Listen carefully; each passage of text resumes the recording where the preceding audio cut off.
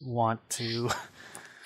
Well, I won't tell you. I won't. I won't say a word. No, see, then that's a problem for me. Hello. That's an issue. Can you hear me? I can hear you. Yeah. Okay.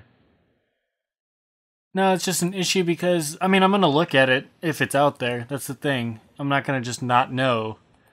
We've already been over this, but it's just like. Is it a spoiler though? Like, is that really? No, is because that spoiler territory? at this point, I'm fine with knowing who's in the game. It's just, I think that's a douchey thing to do. What he's doing, if that's truly what he does, it's douchey. You can't not deny that that's douchey. Dude, I'm thinking about it. The dude has flat out fucking knowledge he shouldn't have, but he does because, testers told him in confidence, which they all have non-disclosure agreements. Maybe he doesn't because he's not working on the game. But it's douchey on him because he's just being kind of a bitch about things. You look at his Twitter post, he's just fucking, I'm done with this game. I don't want anything done. I'm done with this series. So I'm going to spoil it for everybody just because, it's like at one point, they gave him, he worked for them at one point. They gave him an opportunity. I don't know all the details about it, but the fact is they gave him an opportunity. What's his fucking big sour grapes about? That's my point. It's like... Well, I'm just trying to think independently of the motive, would it be fucked up? Like, you say if the motive was, I really like Mortal Kombat, and I know a lot of other people really like Mortal Kombat, and I know people want to know who's in it, so I'm gonna spread the good news. I'm gonna bring the gospel to them. Put yourself in NetherRealm's shoes and say you're working on a game, okay? Say you're working on a game and you have a specific way you want to reveal things. You don't want people to just be like, this person's in the game. When they find out somebody's in the game, you want to give them a cool video or show them on the stream for the first time or at least a picture or something. Do you really, how fucking shitty would you feel if you're working on something for 2 to 3 years and it's actually turning out to look really, really good and you want to make sure every character gets, their fair shake or at least something when they're revealed, not just a fucking spoiled out list from a guy that's not even working for you? If NetherRealm is indeed the one dictating the schedule, then I think the golden rule does apply here. I mean, yeah, I wouldn't want them to do it to my project. I'm an artist. I get that. So I wouldn't want to do it to theirs, but what if they're not? What if they think what if they think it's as shitty as we all think it is? Because, it's February. The game's out in less than 2 months. But everybody's loving everything that they see for the most part. You look beyond just MK sites and a lot of casual sites, even IGN, people are fucking, the articles when characters get revealed get over 1,000 comments from people being like, this is awesome, blah, blah, blah, reptiles in, or whatever the fuck the case is. It's like, I don't know. I just think that takes... But a lot of people don't like the release schedule. A lot of people think this release schedule's fucked up. I think this release schedule's fucked up. Like, I won't have any sympathy if it leaks. None. Zero. That's what you risk. If you're going to withhold all your content before release, this is the risk you take. I hate that. I agree with you in that that's totally a risk they're willing to take. And I completely see where you're coming from. But on the flip side of the token, devil's advocate, and I feel like I'm on that side a bit, is that it's like, dude, I just feel like that's a shitty attitude. That's like me being like, tell me everything, otherwise, somebody's gonna leak it. You better tell me everything, otherwise, you know what? It's not gonna come out the way you want it. So you better That's like fucking like terrorist bullshit. I mean, obviously we're talking video games, so let's not that serious of a thing. But that's just like. Give us what we want, otherwise I'm going to leak it anyways. And it's like, come on, dude. That's... I don't know. I'm a big fan of this series. I'm a big fan of NetherRealm. I'm a big fan of WB. I love all of them. But fucking... I don't know. It's just... that to me, that just seems like a shitty way to go. And WB, NetherRealm, whoever is calling the shots with their release schedule, I don't agree with... don't get me wrong. When it comes to like wrestling and shit, I look at spoilers. I like spoilers. I'll fucking look at, sometimes I avoid information. And with MK, it's the same exact way. You want to see things delivered in the best way possible. And I know you do too. But at this point, you're just tired of not knowing and not seeing more information at this point. And I completely understand that point of view. It's obviously just a preference issue, or a preference.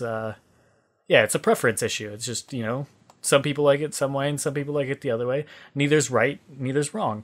But I just think spoiling for the sake of spoiling Dude, I don't know. I'm just to I me. think you have to take everything into context. Like, let's put it this way.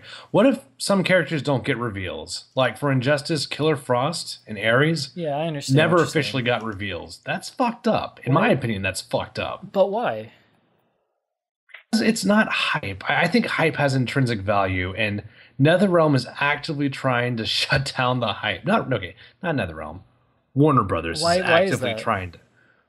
What is their motive, or why is it Well, not hype? yeah. Why is it not hype? What they're doing? Because I feel like if you're producing good content, you should set up that content, and that content only has value before the game comes out. It's not going to be hype. No one's going to give a fuck about Shiva once MK9 You don't comes think out. but you don't think there's some value in surprises, like If when the there game is actually comes value, out. it's so small and it's so fleeting that it's not even calculable. Also, we're presupposing the content's good. What if we get surprised with a shitty character? What if the Fair. characters aren't good? Like, I mean, people who like the orgasmic, oh, that's the roster. Oh, this is the, oh, I sat under a rock since June. I know nothing about the game. Mm-hmm. They're presupposing the product is going to be polished and perfect. And that may Right. not be the case, you know? Yeah, I I understand. mean, look at Motaro with 2 legs. See, okay, let's take Smoke. Let's talk MK9. I mean, that was a surprise. Was it good? Right. No, I understand what you're saying. Not all surprises Yeah. are good surprises, and just because something's a surprise doesn't necessarily make it good. I completely understand. But let's take Smoke with MK9. In his case, he wasn't revealed until like he was pretty much leaked at that point because it was only a couple weeks from the game's release, and they just wanted obviously to not reveal him until either the last second or when the game came out. Did that?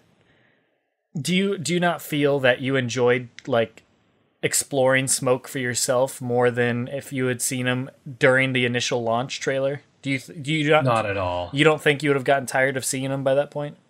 What happened is what I would have enjoyed for 2 months, I ended up enjoying for 30 seconds, and not really even as much, because once I saw his design, that was fun for like a moment, but after that I'm looking at the gameplay, I'm looking at the strategies, I'm playing online, I'm not even really thinking about the design anymore.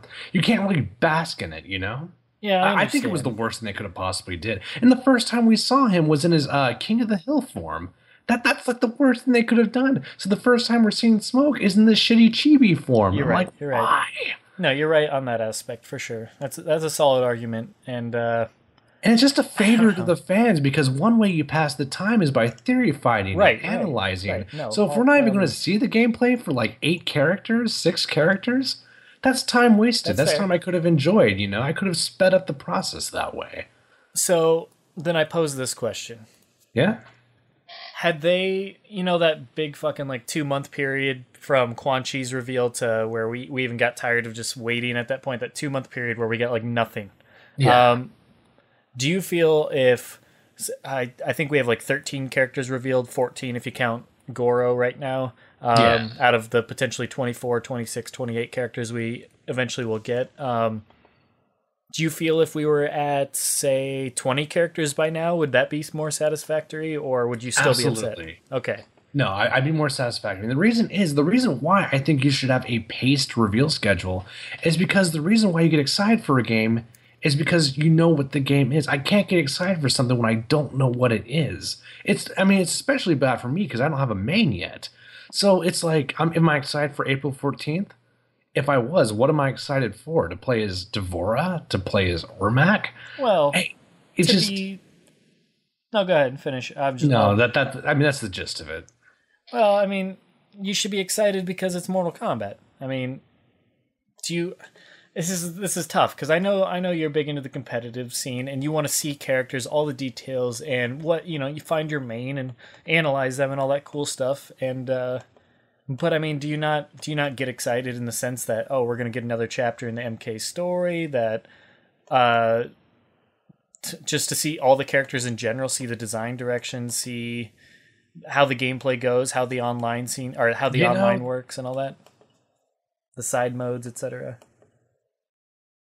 Explore the new fatalities. I don't really explore, like, fatalities are interesting, but I don't really get, that's a personal thing though. Right. I can see why someone would get excited for the fatalities, but I think specifically for me, or the reason why I say there's no hype, is because what causes hype in the fighting game community Yeah. is knowing what you're going to do in 3 months, knowing what you're going to do in 4 months. When you see the zero reveal for Marvel 3, you're like, oh my God, in 3 months, I'm going to be playing as Zero and I'm going to be doing X, Y, and Z combos.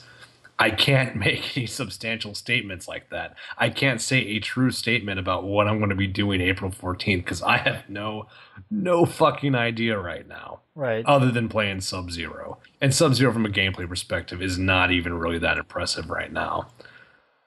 Huh. So it's just it's a long drag. But if people like that, or and this is what frustrates me the most, people who want that fucking epiphany of amazing can still get it. They can hide under a rock and not go to the Mortal Kombat sites. That's tough though, because I'm one of the people that, want some surprises. I want to, I want the marketing to come out in little crumbs and then eventually give you a bite and then more crumbs, like I've said before.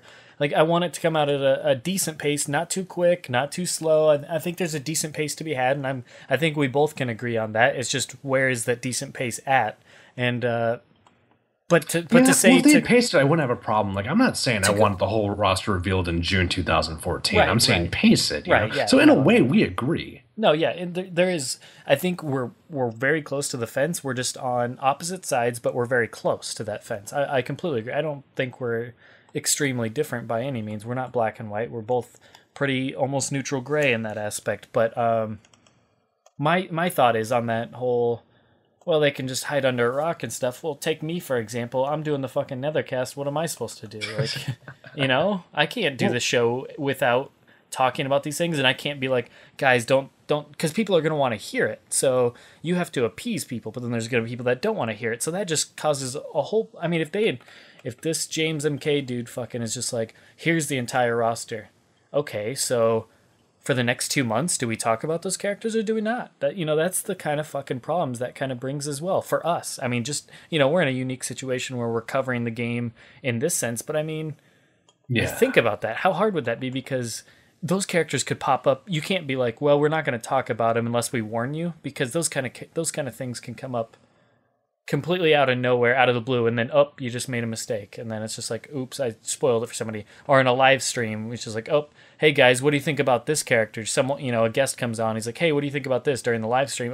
Everyone's spoiled. It's just like, that kind of shit I don't like. I like everybody to be on a equal playing field, and yes, there are people that go dark and whatnot, and that's totally cool, but that's just been something I've never been able to do, because I love the discussion, I love the speculation, and without people to speculate and discuss with, then it's just fucking boring. First of all, it's one thing if it's like the weekend of and you don't want to know something, but 2 months out, if a shitload gets spoiled, then what's there to?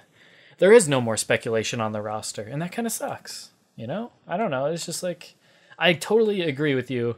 Yeah, it's just a tough call in my opinion. I think it's a lot more. Well, I think we need to backtrack a little, because we are in a dilemma where we either have to sacrifice the surprise or we have to sacrifice, the painstaking wait. Right. So, but the only reason we're in this dilemma right now is because they didn't pace the marketing at all. Like, we shouldn't even really be having to have this conversation right now if they just spaced out the reveals instead of giving us drought after drought. But since we are in this dilemma, here's how I'd quantify the problem. And I mean, obviously they're not going to be able to please anyone, but let's say your surprise gets ruined. You have a disappointment level of, let's say, 6. Let's say, just so I can take myself out of the picture and try to make it more of a sterile example. Let's say Razor's surprise, or Razor doesn't, let's say there's no reveals ever, and when the game comes out, and Razor looks at the select screen, and his top 3 characters, Serena, Havoc, are not in the game. Okay. He experiences a level of disappointment. I'll assign it a value of 9. Okay. So it's what's worse, your disappointment of 6 or his disappointment of 9? Right. And they both suck. I mean, I empathize. Don't get me wrong. I don't want the game ruined either. I mean, but I just feel in a weird way. I feel like in 2 months from the game's release, like, it's not even ruining anymore. There's really not even that much time left to speculate. But if we just knew like 2 or 3 more characters, well, no, I want to say 6. If we knew 6 more characters, I would be like, okay, good marketing, whatever. But But is there no kind of mystique and fun aspect in it? Well, I shouldn't even say those aren't great descriptors for what I'm trying to get at. Is there no Yeah. surprise factor? Or fuck, I'm failing here. Is there no excitement? Is what I was looking for. Is there no excitement in you that's like, there's 12 more characters in this game at least, and there's so much more to look forward to? Or is it just the fact that you're scared we're going to get to the release time or 2 weeks before the release time and there's still going to be like 4 or 5 characters we don't know? Is that what's overweighing the excitement, or do you just not feel that that's something to be excited about? Like, we have so much more to see in this game. This is awesome. This game looks so good now. I can't imagine once we see it all how fucking awesome this is going to be. And these next 2 months are going to fly by because we're just going to be hit with this and that and this.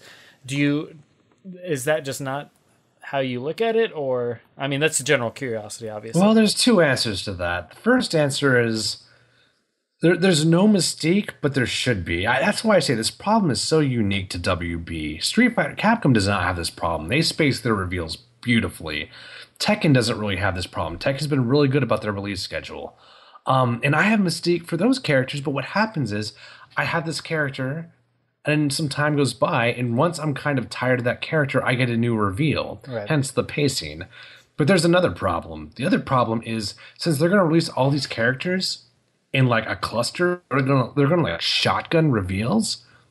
It's not even, like no one's gonna be special. You're gonna be like, oh my god, that's fucking Lee May, and like 30 seconds later, someone's gonna see Frost, and they're not even gonna give a fuck about Lee May anymore. It's like exactly what they did with Reptile. It's like, oh my god, Reptile, amazing. Yeah. Then not even 2 days later, we get Ermac, and no one even gives a shit about Reptile anymore. That's the bane of bad pacing. That's why I don't like this shit.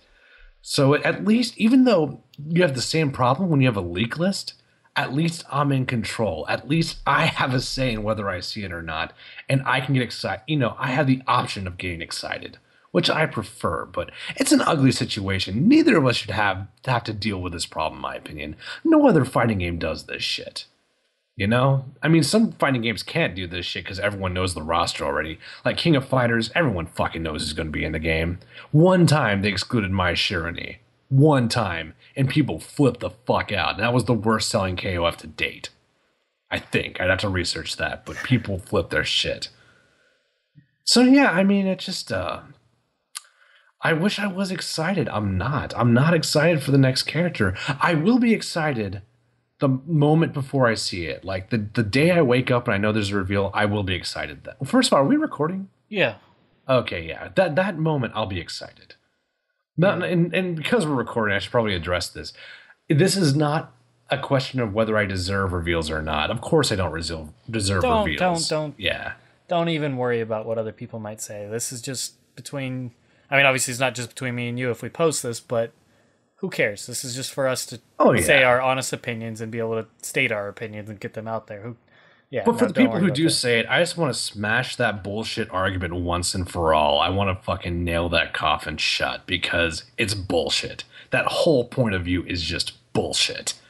Because it's not about deserve, it's about hype. Right. Is hype valuable or is it not valuable? If you're on the side of it not being valuable, nothing I say matters. See, the debate doesn't exist to begin with. If it is valuable, they're not doing a good job. The problem is hype is subjective. Hype is a subjective term because one person's hype might not match the other person's hype. There's some people that hype themselves up so much they get disappointed every single time because they can't manage their own hype. There's other people that can't manage to find hype because they're just not nothing's hooking them in from what they see. Nothing's really getting them excited, or in your case, you're not seeing enough of what you want to see yet. They're just holding back too much and you feel they should expose more to really get you hyped because you're waiting for that, you're waiting for your main, or just the fact that they're holding back on characters in general. You've stated your opinion, so I don't even need to repeat it, otherwise I'll probably get it wrong, and I don't want to misrepresent you by any means.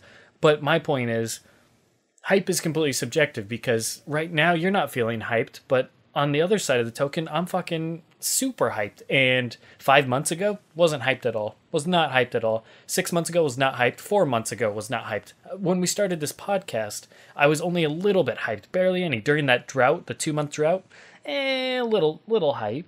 But that's mainly because we do this podcast, so we're bound to talk about it, which means we're bound to think about it. So that means I'm giving it a time of day to think about it, analyze things, so I get more hype just from looking at things.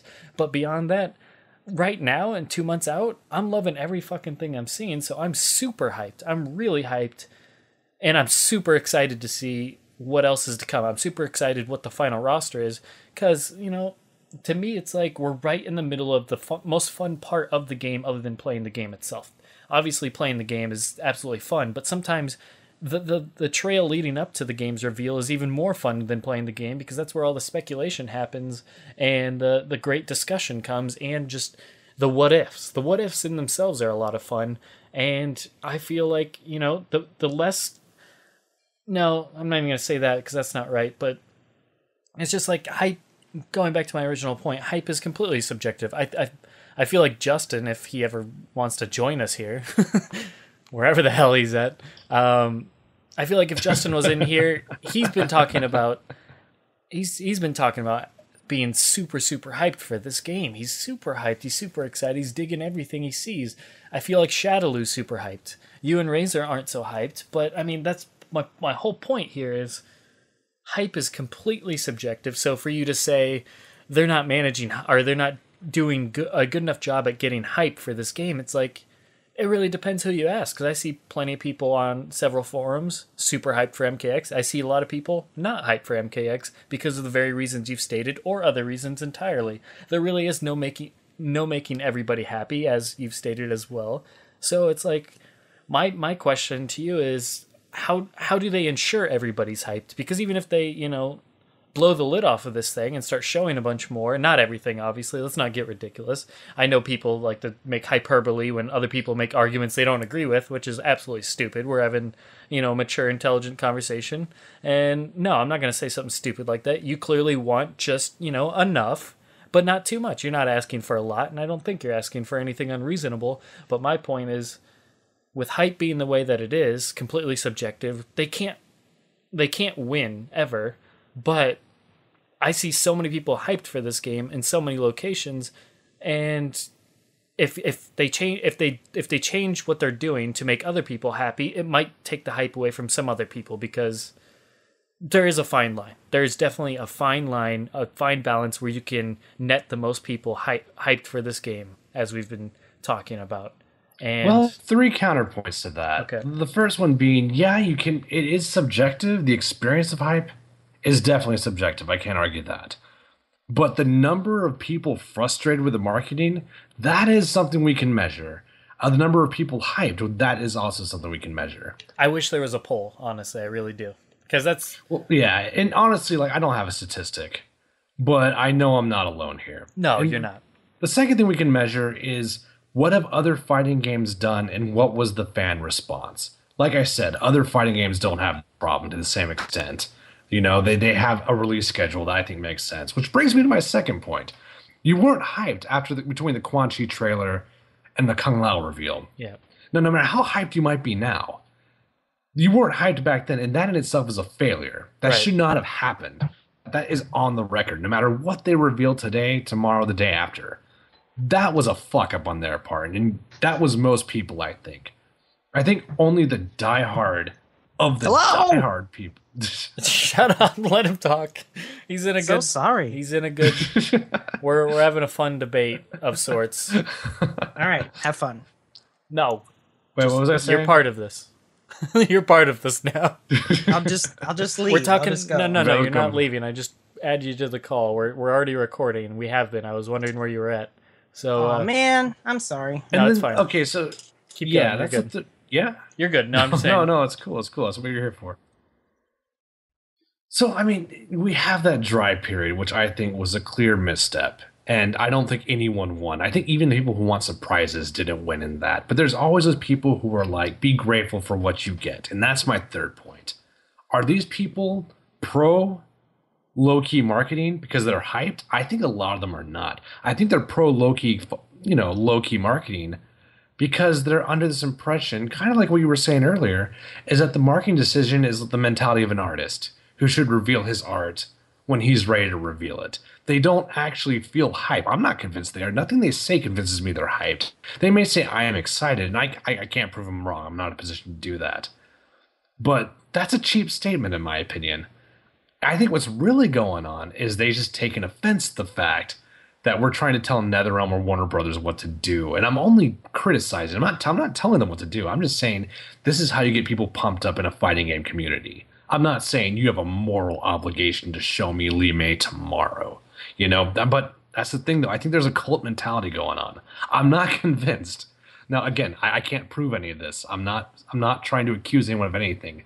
I am not convinced the people who are hyped are legitimately hyped. I think it's a cult mentality. And they just don't like the fact that people are talking shit about Warner Brothers. They don't like the fact that people are talking shit about NetherRealm.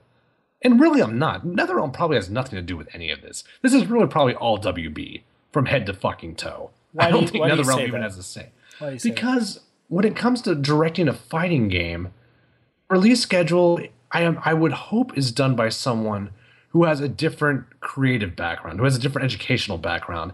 If you're programming and you're designing characters, what qualifications do you have to dictate public relations? That seems really counterintuitive to me.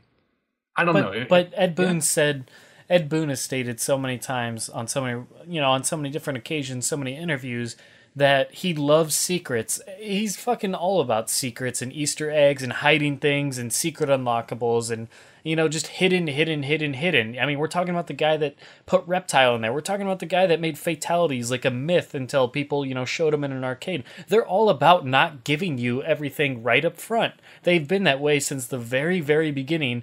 With MK1, they did an MK2 with Smoke and Noob. They've done and Jade, and they've done this every single MK game to some degree. They never show all their cards. Even for Ed Boon, though, are we treating the mainstay roster characters as Easter eggs? No. Are Ermac and Reptile Easter eggs? That seems I would like to think even Ed Boon doesn't have that perspective. But we don't know for sure, and also on top of that, it's also part of it because what is the fun for him? I mean, look at Ed Boon on Twitter, for God's sakes. I mean, the dude loves knowing information that other people don't, and he loves he loves that interaction with his fans to play on it. He hints at characters for a reason because he loves the idea of that, kind of teasing, the breadcrumbs and the little hints and the slow burns. But at the end of because once again, going back to MK1, look to La Luna. He loves just teasing you. He loves like holding things over your head and being like, the game was out when we saw that. Right, the game was already in the arcades. And they're trying to still offer that experience. And yes, I completely understand. There's a difference between holding things back for the game and there's holding marketing back leading up to the game. But in a way, they kind of go hand in hand to a degree, not completely, obviously to a degree, in that Ed Boon loves the idea. I mean, this is just speculation on my part. I'm just saying the way I see it is that the team, they like to hold that stuff back, and they like the slow burn of marketing because they like that mystique. Mortal Kombat itself is all about mystique, wondering what's next, but you don't always know. And I agree, we could have seen 2 or 3 more characters at this point, especially during that down period.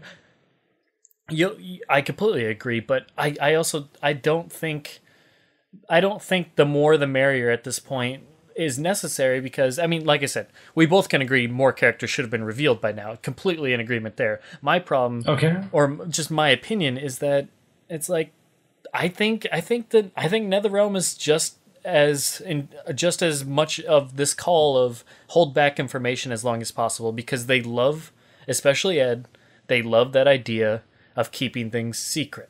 And when you read the Twitter, which vibe do you get? Do you get the I won't tell you? Or do you get the I can't tell you? Whenever Ed's on Twitter, it sounds like he's kind of working around an embargo. That's what it sounds like to me. See, I don't get that vibe. I'm totally on the side of thinking Ed really just loves. If he was just about embargoes, then and he didn't enjoy this, then I feel like he wouldn't even respond, or he would just respond with "Sorry, can't tell you. Sorry, can't tell you." I just don't even ask. It's just out of our control. what's it to him to pass off just simply saying it's out of our it's not our decision, guys. The characters will be out when WB demands it. I think he might have said that though.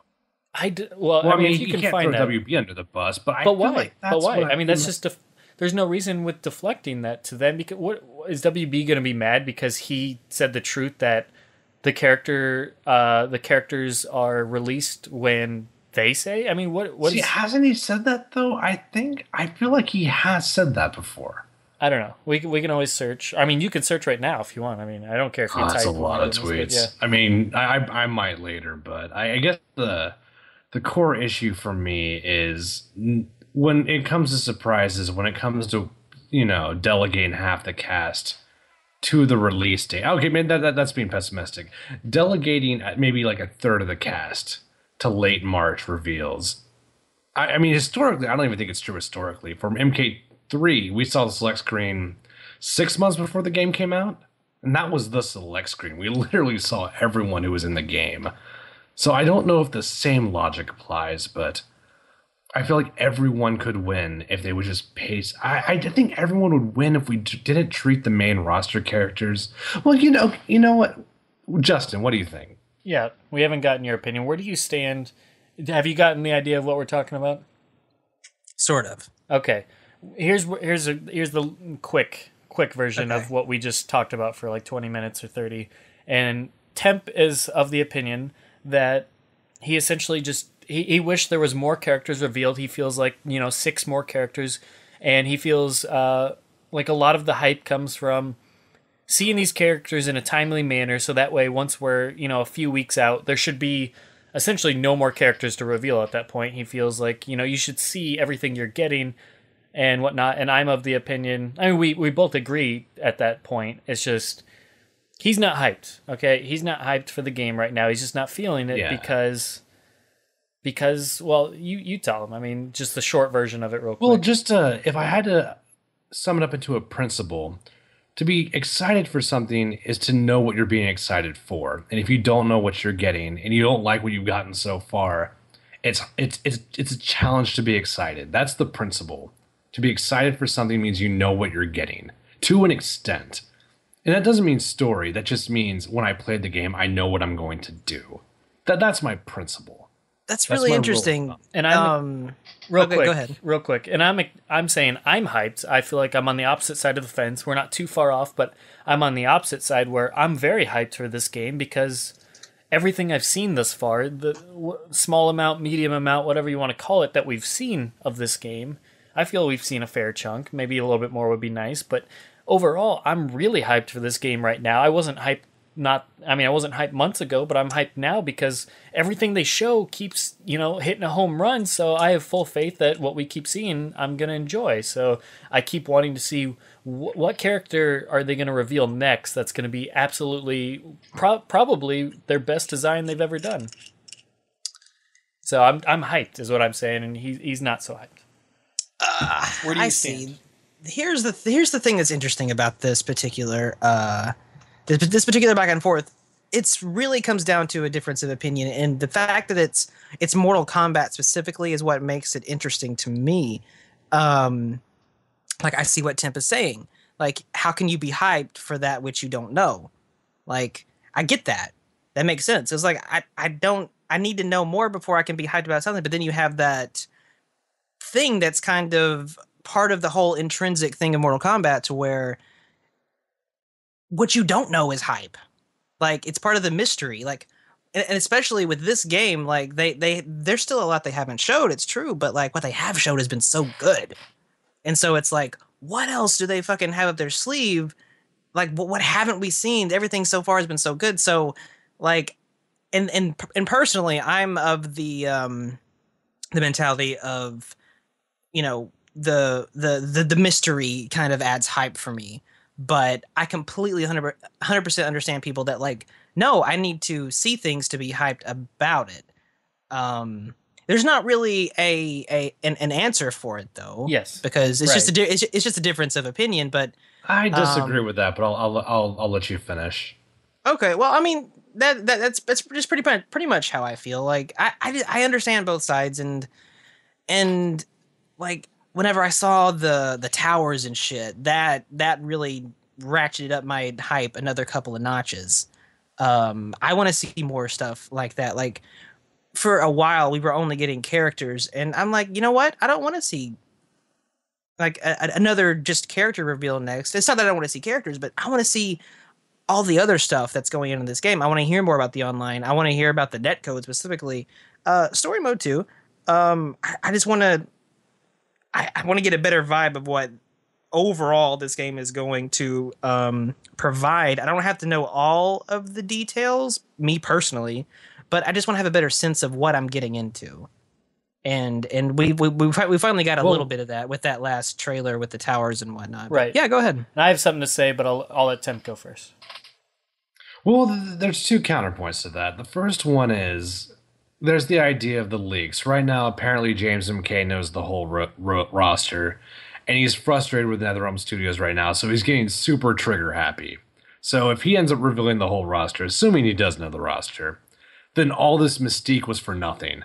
We're going to find out who's in the game via text in a That's form, true. in a Twitter That's post. true. So that there's a real penalty for this marketing if it's not done right. The second point I would bring up is kind of like what I told Cyborg earlier. Even though it's a difference of opinion, you can objectively measure the number of people who are frustrated. And, you know, it hasn't been a short wait. If we could have been analyzing stuff this whole time, Yeah. it would not have been so it would not have dragged the way it did. And like I it's so important to reemphasize. I get they don't owe us information, but I just think I feel like it's time better spent, and it's a healthier marketing campaign when you give something to analyze to the fans. I feel like it's healthier for the game. It creates a positive perspective. It's not this, you know, this dick tease of, you know, don't worry, we're going to have sex eventually, but right now I'm going to do a little dance. No, fuck that. Okay. Dance. And that's where I want to, that's exactly what I want to talk about. And that was my point, because Justin touched on the same thing.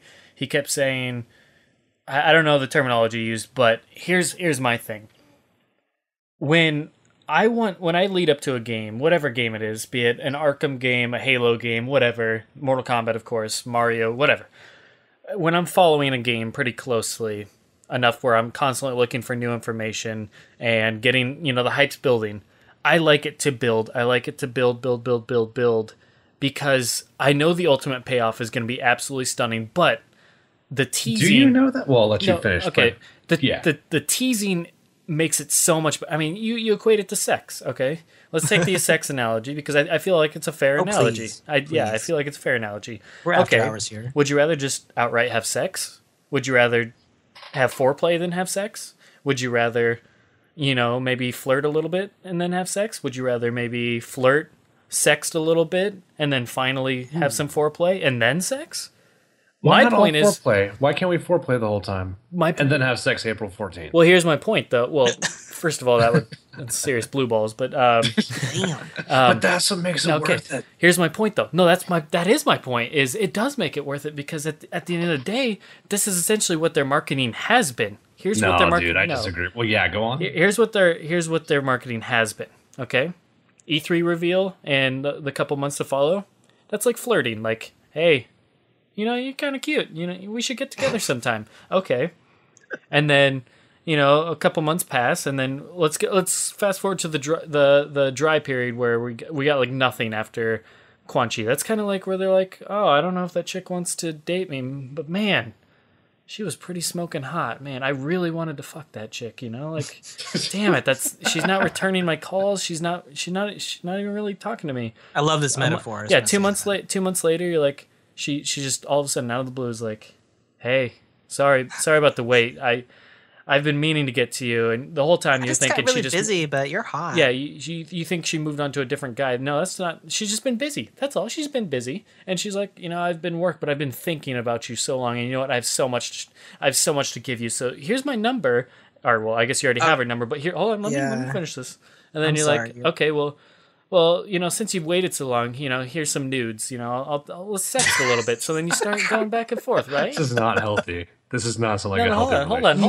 No, it's not. Okay, you sex. Well, fine. I'll stop if you don't feel it's good. I mean, I've No. This sounds Why'd you hear that? This sounds Okay, well, sounds anyways, realistic, but that doesn't. okay. I don't want this situation in real life. Okay, well, either way, maybe it's a poor analogy, but the point is, you start with a little flirting, then you move on to sexting. Okay, January hit, the comic comes out. Okay, we move on to the foreplay. We're foreplaying here, and then Yes. February gets going. We're getting live streams almost every other week now. Well, it has been every other week. It seems like that's going to be a continuing trend. They're really just blowing the lid off things now. We're getting something every single week. That is foreplay. We're getting there. We're going to third base. We're making it.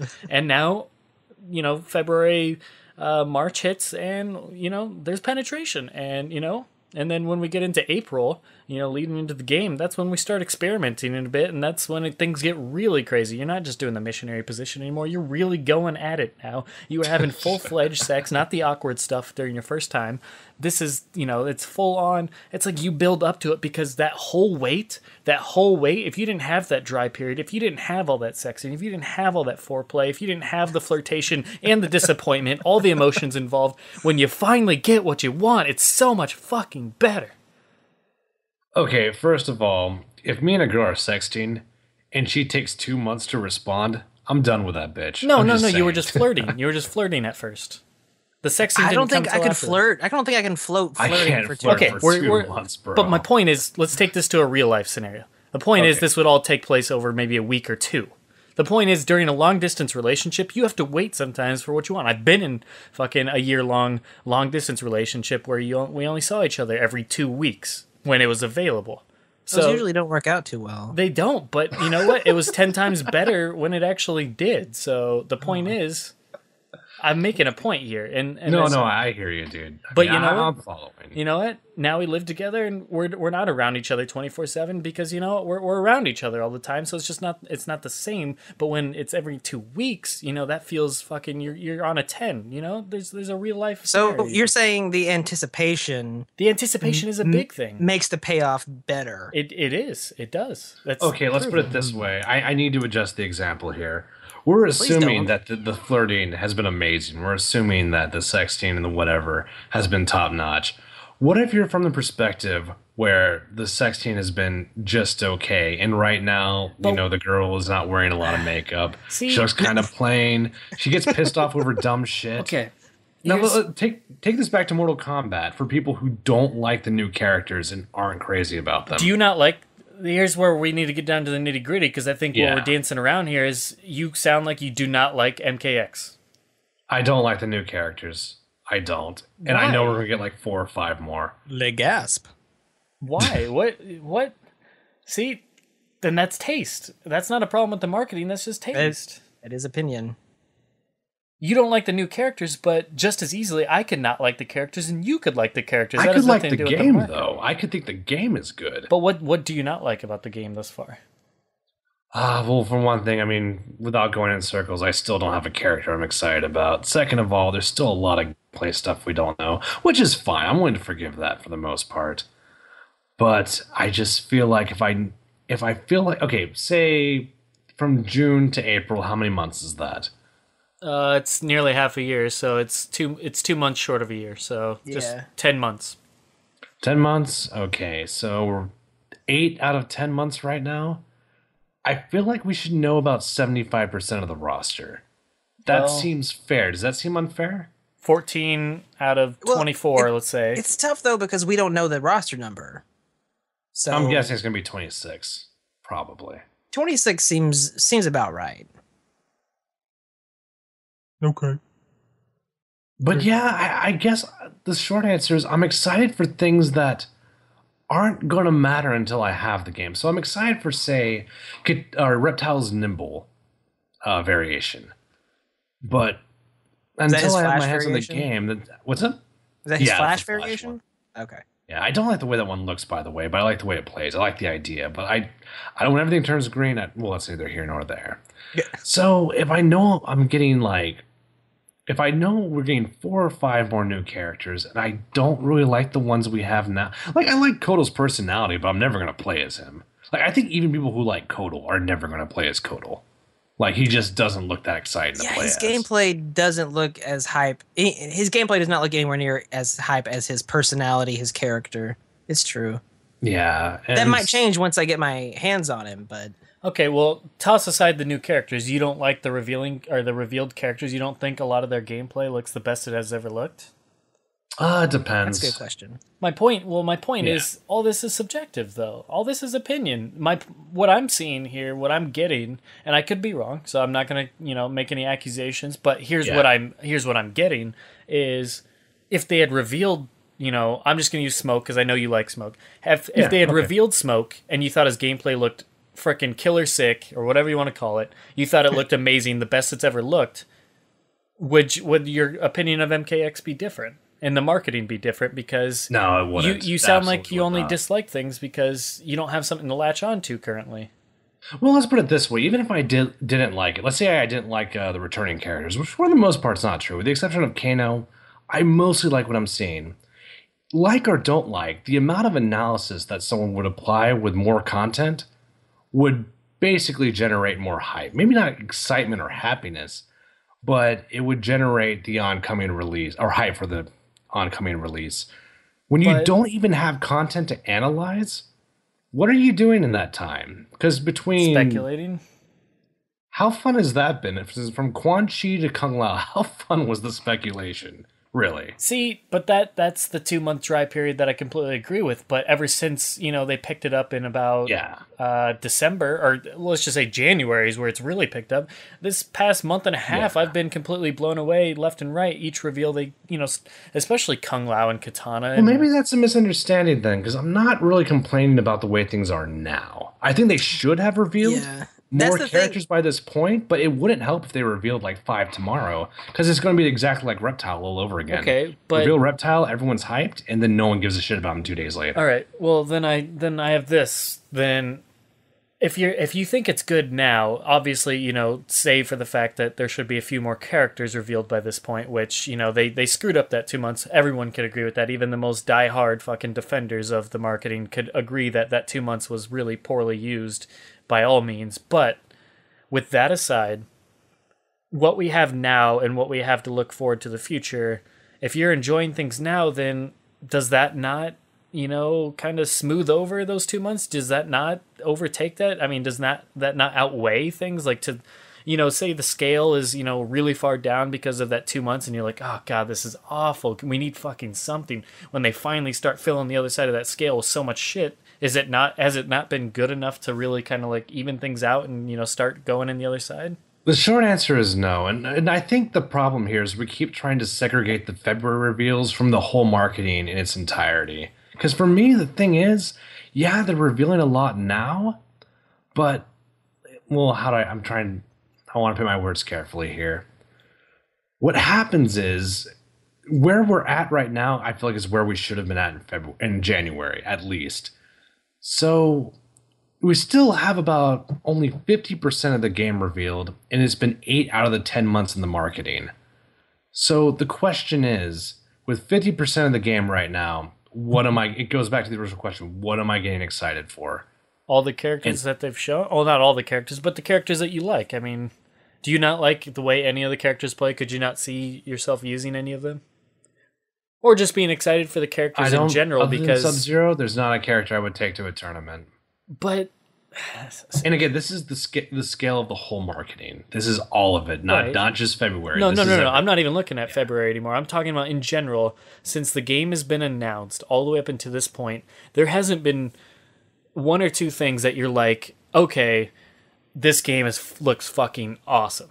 Oh, no, of course. There's been tons of things. There's been a lot of them. Well, then why is that not enough to carry you forward? I mean, I don't know. It just seems like it sounds like the difference between, well, you've already said you're more of a negative, a person. Well, no, I'm neutral. I'm a realist. Okay. I like what I like. I love what I love, Good, and I dislike what I dislike. That's perfect. Then it's better to be that, open-minded like that. But my point is, I don't know. See, and the tough thing for me to understand is you're a longtime MK fan. You're not like I am.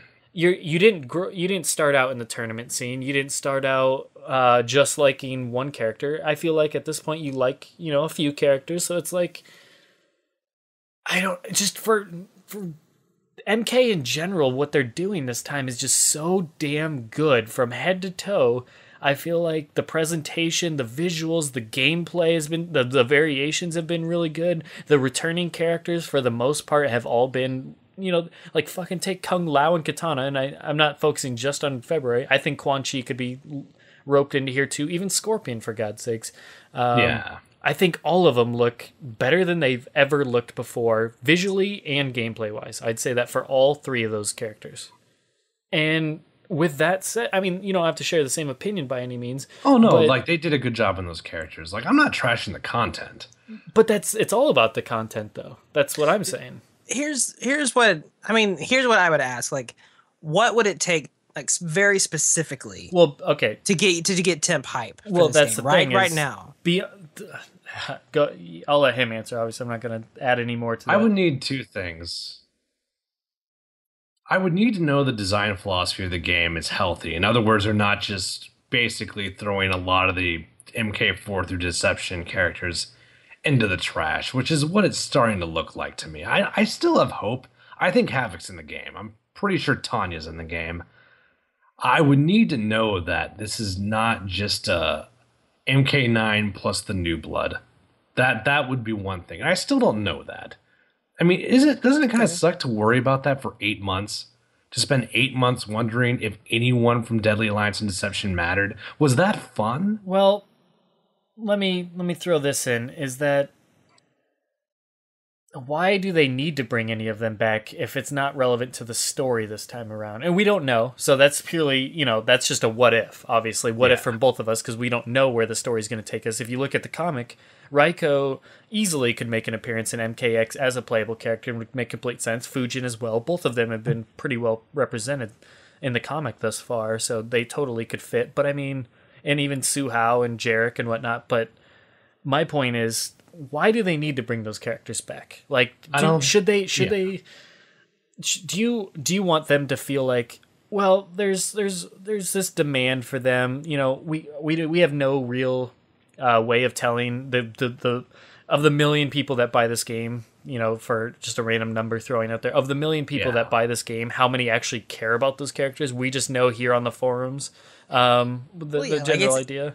Yeah, a lot of people are not going to like my answer to that question. Well, my point is, I understand that, but my point is, why should they ever feel obligated to bring somebody back that they don't want to bring back themselves? That's the thing right there. Well, there's the main answer to that being is because I'm a firm believer in artistic value. Like, I think artistic value is a real thing. It's not in the eye of the beholder. I don't think beauty's in the eye of the beholder. But that's a philosophical stance. I personally think those characters are better written and better developed than a lot of the MK1 through 3 cast.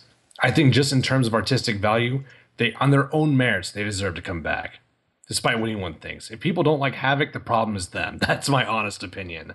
So the second answer to that question is there is a demand for them to come back. There are people who like those characters. So it's a win-win. So what's the problem? There's a demand, but how big?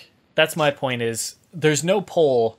I've said this. There should be a poll on MK9. They should have done this from the start. There should be a poll on MK9 in the online section that has every single character that's ever been in MK and says pick three of your favorites, and there you go. Or just pick 3 characters you'd like to see in the next game. That way, everybody that bought the game has a voice. They take those poll results and they think about it, and they at least put strong consideration in bringing them in. And you cancel out Sub-Zero, Scorp, the people that they're going to bring back anyways, and you just look at the top 3 past those characters. So there's already a counterexample in the game right now, though. If we took that poll, I think we could all agree Kano probably would not be in the top 40. Maybe they want him for story. We don't know.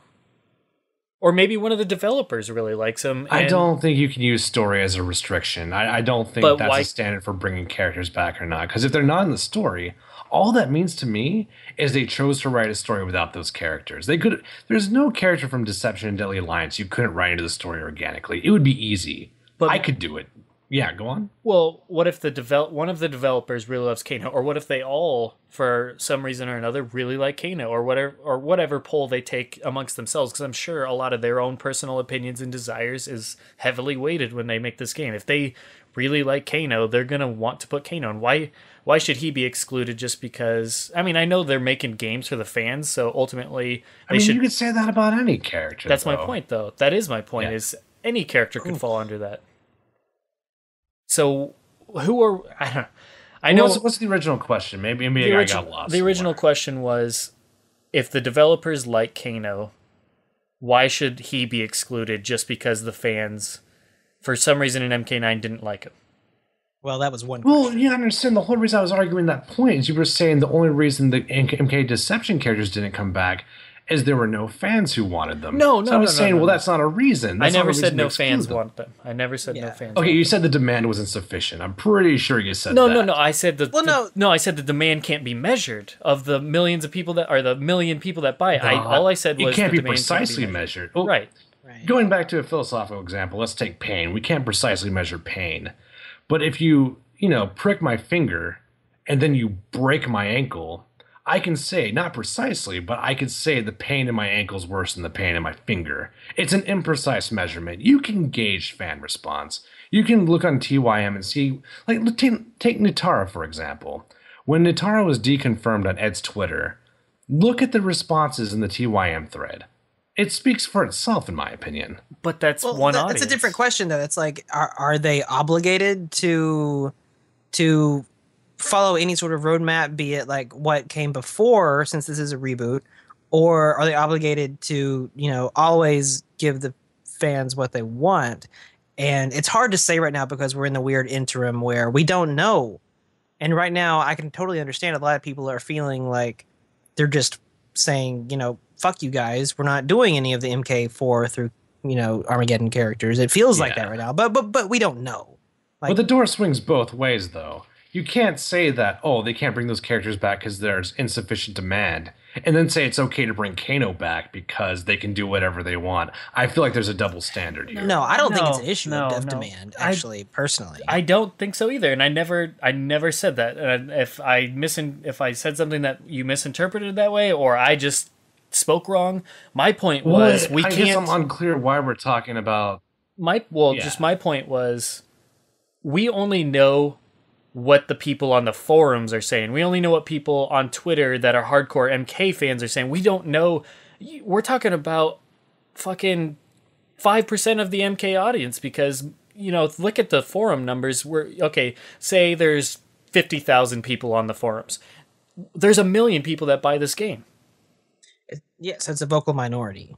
And those people don't even know MKX is coming out on April 14th, probably. That's not true, because this game is out of sight, out of mind for most of the outside hardcore fan base. But I'm just... All right, okay, let me rephrase it. It was in January. In January it was. People don't buy finished magazines. That's just a thing.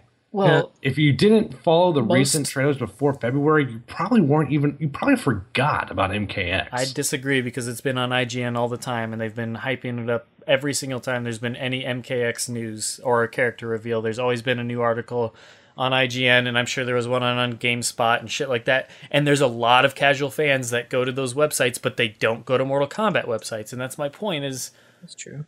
They all love Kano. They all love Reptile. Well, not all. How do we know they all love Kano? Because you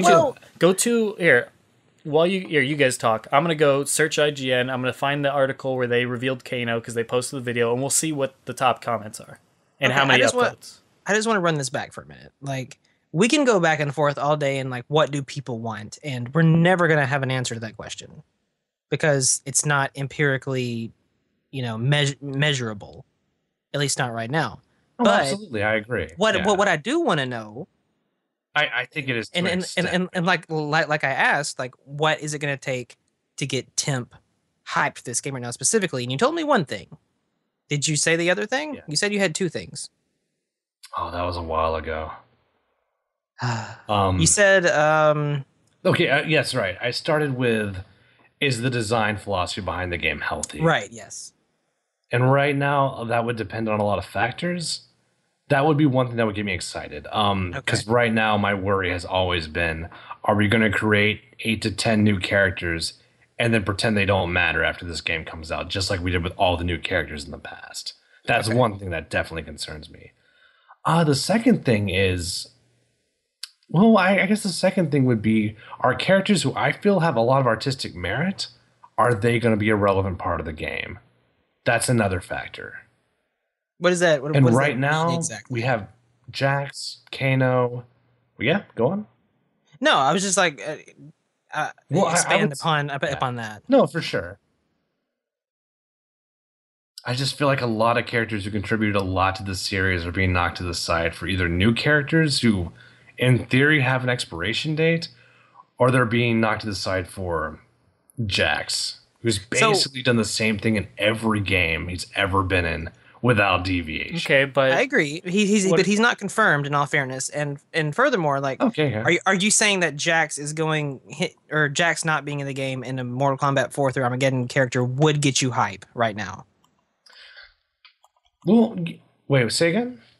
Well, no, I just want to know what's going to get you. Well, what would get you hypothetically hype for Well, the like game? if they Because you said revealed a that you weren't. deception characters, like if they revealed a Yeah. deception character, oh, absolutely, of course I'd be hyped. Okay, so that's what it Yeah. would be. You want one of those 3D era characters. That's fine. That's fair. Yeah, I'm just for wondering sure. what it is to make to get Temp hype right now since he's not. Okay. I feel like I need something to tell me that MK4 through deception mattered. That's what I would need to see right now. Okay. Okay. I looked through a lot of these comments and I'm not seeing a single negative one. They're all talking about Trevor Goddard or just That's it. positivity or just hype for the game or just mind blown shit like that, or I want this character in, but nobody's saying why would you put Kano in or any of that stuff. And there's 523 comments. I'm not seeing any of that stuff, but and even some people are like, I've hated this character, but this trailer made me a fan. So I mean, it's just, there you go. Then that counts. but that does count because Yeah. it still shows that they're doing so good with characters that still. I mean, It's true. I mean, like, I don't think anyone would argue that like Kano looked the best he's ever had, Right. like gameplay Right. and physically. but my point is, real quick, I wanted to also interject this. Oh, go for it.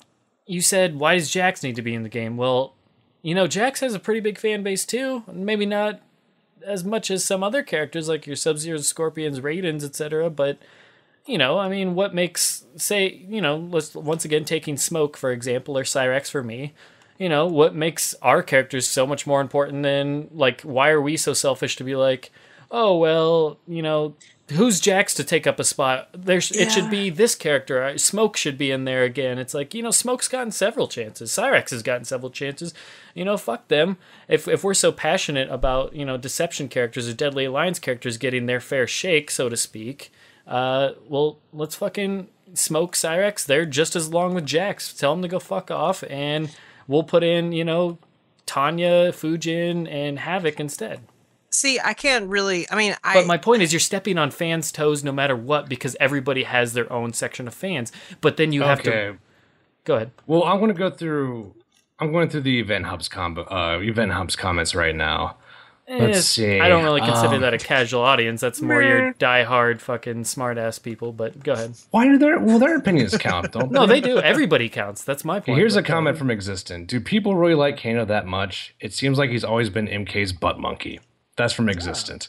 You could say that about a lot of Deadly Alliance through Deception characters, though, and MK. They weren't really in enough games to be the butt monkey. But they were the could be jokes a of that butt monkey. era.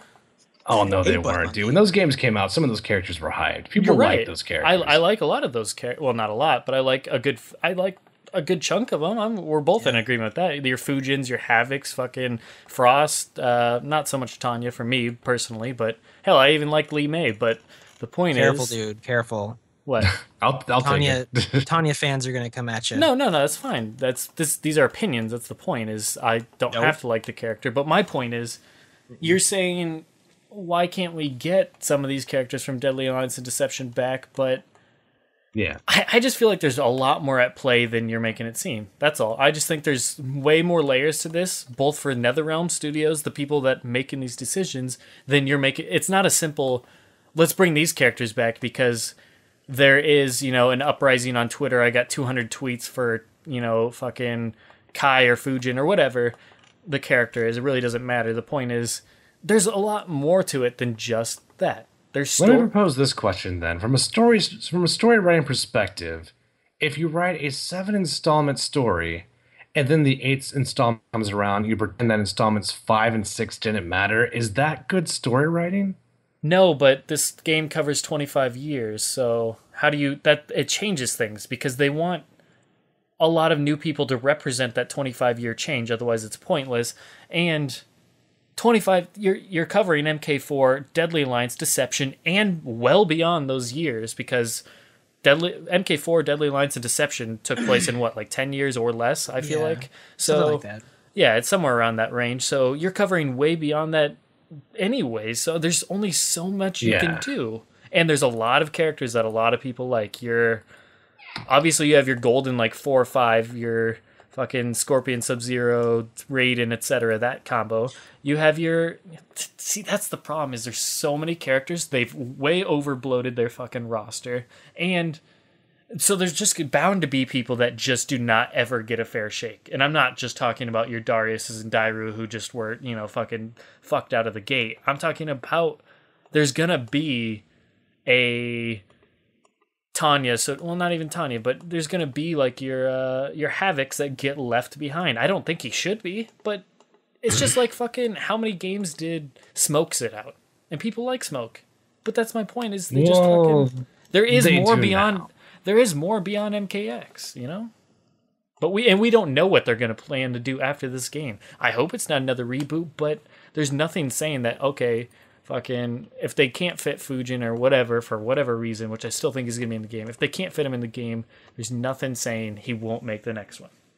There's nothing saying he will, but by the same token, you can't always think, I don't know, I just feel like you're not giving them the benefit of the doubt, and also we don't know all the aspects that go into picking characters for a game. I feel like there's a lot of people that are feeling dicked right now because they're like, well, they should be following a similar path with Mortal Kombat 4 Plus because they did that kind of with, the MK9, which was the reboot. So if it's like, are they going to tell a similar story, but just dick those characters and say fuck off? But the whole point, in my opinion, was not to tell the same story. No, you don't want to go down that road again. I don't want to play those fucking games again. I don't want to play Deadly I don't want the Alliance, same Deception thing again. because we already had to replay the same 3 games as it was. I don't want to keep playing the same thing over. I feel like after MK4, it should veer off, and that's the way that it fucking looked like it was going to be that way from the start. Is their whole point is to prevent Armageddon from happening, and to prevent Armageddon, you can't have Deception.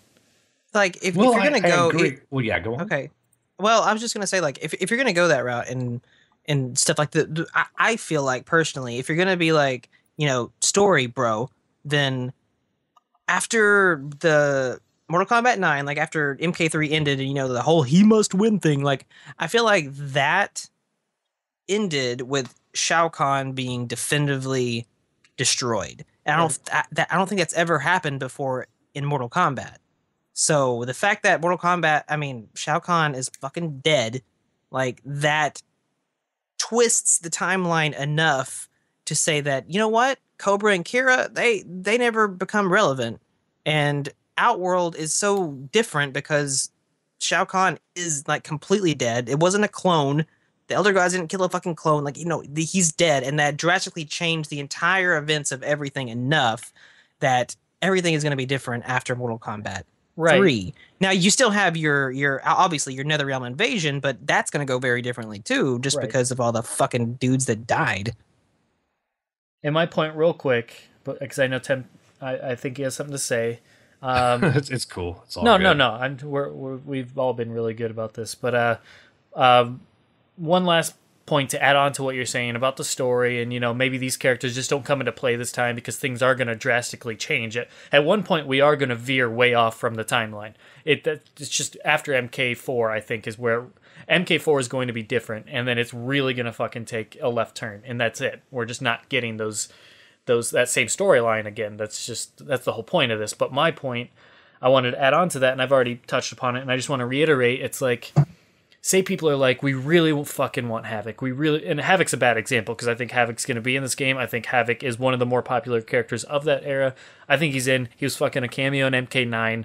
Clearly they have enough respect to have him back. Same with Bo, etc. But just using a quick example, Havoc. People are like, we really want Havoc back. Well, if NetherRealm themselves are just like, we don't really fucking want to have Havoc. We don't want to redesign him. We we just have other plans, or we just don't want him back because we just don't want to waste our time with him. We just don't see the potential in him, story, gameplay, for whatever fucking reason. I have no clue. They just don't want to touch him for whatever reason.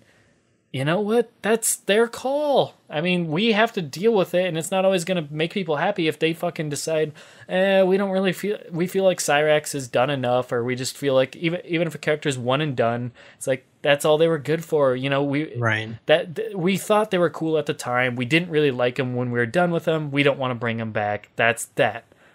Just, they should come out and say that. I do think just sitting there toying with fans on Twitter about it is just bullshit. I'll agree with you there, Temp. But yeah. Because that's just, leading people on and making people have hope for something they're not going to get. That's stupid. That's just unnecessary because so many people are passionate about some of those characters. But my point is, like, at the end of the day, it is their game, their design, their story they want to tell, their gameplay they want to have. The characters they choose are fitting a gameplay, a corner or a puzzle piece with that gameplay. They want to make them different enough, variety enough, or whatever. Just some people, they just might not have good ideas for. Maybe Fujin's problem, which I think any of us could come up with 3 variations for Fujin, but maybe in their opinion, they're like, you know what, Fujin, we just can't come up with enough gameplay to make him interesting. I don't know. That's just a random example. I don't buy it, but point is, that might be their opinion. They might be sticking to it, and that's just tough shit, but it sucks. But nobody's ever... There's no way to ever make everyone happy. But anyways, I just rambled, so go ahead. I mean, I guess the short response is I feel like there's a lot of fence pushing. And what I mean by fence pushing is we're changing the conclusion of the argument. Like, for example, is the argument, why is the marketing not hype? Or is the argument, it's okay for it not to be hype because that's NetherRealm's right? What are we arguing here? Well, I think we've established that hype is completely subjective, unless you disagree with that. I think that's bullshit. But I mean, I see where you're coming from. But I feel like if you're... Yeah. I just feel like if you're a realist, that's the... hype is subjective. I mean, some people with a movie trailer with Godzilla, you can just fucking see buildings falling down and not even see Godzilla, and you're like... And then just flash the logo at the end and be like, Godzilla, not release anything else. A bunch of people will be sold on it just because they're fans of the series. They're going to go see it anyways. And also they're like, holy shit, what's he going to look like in the movie? What the fuck? Oh, I can't wait to see this. This is going to be so fucking cool. That trailer was amazing. That trailer sold me in just that little minute. There's other people that need 4 minutes of a trailer until they're like, okay, I've seen enough. I'm sold on this. I really want to go see it now. There's some people that when they see a 4-minute trailer, they're like, I don't even need to fucking see the movie anymore. That's a good example. It's subjective. I like that example. It's subjective. Let's take that trailer. Here's what's objective. First of all, Godzilla. I have to keep my voice down. I got a text message from my roommate. He's telling me to keep the volume down. But first of all, Godzilla's in the movie. Godzilla's going to be in the film. But that's just you waiting for your own character, though, once again. Or a character that you really want to see, and that's unfair. Well, yeah, but that's also a character that's promised. But we're sticking to the analogy, though. In the analogy, we're expecting a monster movie. I'm not expecting Lee May in Godzilla. Mm-hmm. So here's what I want from Godzilla. Here's what the trailer sets up. I want a monster movie with Godzilla. The trailer sets that up. I want there to be an atmospheric sort of... This is what it would be like if a gargantuan creature was invading a major urban part of the United States. So all the expectations are set. I feel like you can set expectations without giving away your roster. Instead of dick teasing on Twitter for months and months. If there's 10 months between the reveal, they literally dicked with us for 80% of the marketing up until February. There's one bit of logic behind that. That's NetherRealm or Warner Brothers. Let's go with Warner Brothers. Are like, you know what? We have X amount of content, no pun intended, and they're like, we want to give the sweetest tease at the end, something closer to release, than 6 months out, where people are going to forget the juiciest part. So maybe if you pace it, that's not a problem. If you set the reveals in a way where there's, say, 2 reveals a month, maybe 1 reveal 1 month, 2 reveals the next, then 1 reveal the next month. That sounds like a good pace to me. And you're still going to have a lot of the roster that's not on the foreground. And maybe when you get to February and March, you do 3 reveals. But I feel like that's really harping on that 2 month gap. I really feel like you're just harping on that 2 month gap. And yes, they can't change that now, but are you really going to let that affect your hype for the game if you're digging what you're seeing enough now? Why who gives a shit about that 2 months at this point? Because it's in the past. Who cares anymore? I mean, that's just, I feel like that's, Well, I that's feel like we need to nitpicking separate of it. our terms then. There's hype and there's being excited to play as something. Like, for example, like I'm excited to play as Reptile. I think Reptile looks really cool. I'm excited to play as Katana. I think Katana looks really cool. But am I hyped? I guess what I'm defining as hype is an active anticipation. Once I realize that Reptile looks cool, I turn my computer off, I go to work, and it's out of sight, out of mind. That's excitement. It's not necessarily hype. Hype is its own phenomenon. I do think a lot. I think just to construct my argument, I had to bring up a lot of the. I'm trying to keep my voice down. I'm trying not to You're wake fine. you. Dude, you can whisper. I'm still gonna pick you up. It's fine. Okay, yeah. So I guess the thing is, like, I'm bringing up the negative points to construct my syllogism, but there are good things in the game. Saying you're hyped and saying the game is okay. Saying you're not hyped and saying the game is bad, those are two different accusations. I'm Fair. only asserting one. I think the game's gonna be the best Mortal Kombat ever. And isn't that But that enough to doesn't hype mean you? No, it's not. It really is. But see, I just feel like that's contradicting itself because you're openly admitting this is going to be the best Mortal Kombat ever. If you liked all the previous games and you know this one's going to be even better, then that in itself is enough to be excited and hyped. And on top of that, you're big into the tournament scene. You know you're going to find a player you really dig and take to the tournaments. You just out of Well, a 20, technically, I don't know. you that, don't. Okay, 'cause but that you wasn't don't. the case with Injustice. You don't know, but sure. I mean, it's Mortal Kombat, though. I mean, at the end of the day, could you not play Reptile or Sub-Zero and be completely happy with them? Well, let's take your stance. Let's take it to the extreme. Let's take it to its furthest extent. Okay. If that was true, if all I need to know is that the game is good, they wouldn't have to show us anything up till April 14th. Exactly. Is that good marketing? Sometimes So really, it can be. Sometimes So it can basically, it sounds like they're in a position where they can't do anything wrong, and there's no such thing as bad marketing. be. No, because That's what it sounds like to Where- me. It I sounds don't like know. they don't. I can see that point. I can see it. where it goes wrong is they don't show enough to prove that it's a good game. They've already shown enough to prove that it's a good game, and I think that's all they need to do. All right, well, let me give you an extreme example then. Let's say after the June trailer, they don't reveal anything until December. And in December, they reveal Reptile, they reveal all current 13 characters plus Goro. Right. Okay. And they don't reveal anything for January, February, and March. Are we going to say that's good marketing because we know the game is good? Would anyone agree with that? See, I think I feel like intuitively we all know that's wrong, but why is it wrong? because, well, for one, I don't like a bunch of information dropped and then all the other months have nothing. But I don't feel like they've done that. I really do But it not is feel like they've done consistent with what you said before, was it not? That we know the game is good. So what's the? I mean, what's My the point- X okay, factor? okay. What changes things? Here's to answer your question then. If they did that, they did everything in the initial launch, then once again in December or January or whatever, and then till the game comes out, they show nothing more, and we have half the roster revealed, and that's it, or whatever. Yeah, we're at this point, which we won't be by the game comes out. But regardless, just for argument's sake, for the example you're giving, if I've seen everything that I've seen, I'm already sold on this game. I'm sold on this game. I am, and for me, I'm hyped because maybe not all the time. I'll move on to different things. I'll forget about it. But at the end of the day, when April 14th comes out, I'm going to be there at fucking midnight to pick up the game. Because one, I've been a Mortal Kombat fan since I'm 3 years old. I'm going to buy every damn game as long as it looks halfway decent. And second of all, I want to see the continuation of the story. Third of all, I've seen characters that I really want to play. I haven't even found my main, honestly. And so I don't feel like that's, I don't feel like I've gotten my character is the reason why I'm hyped.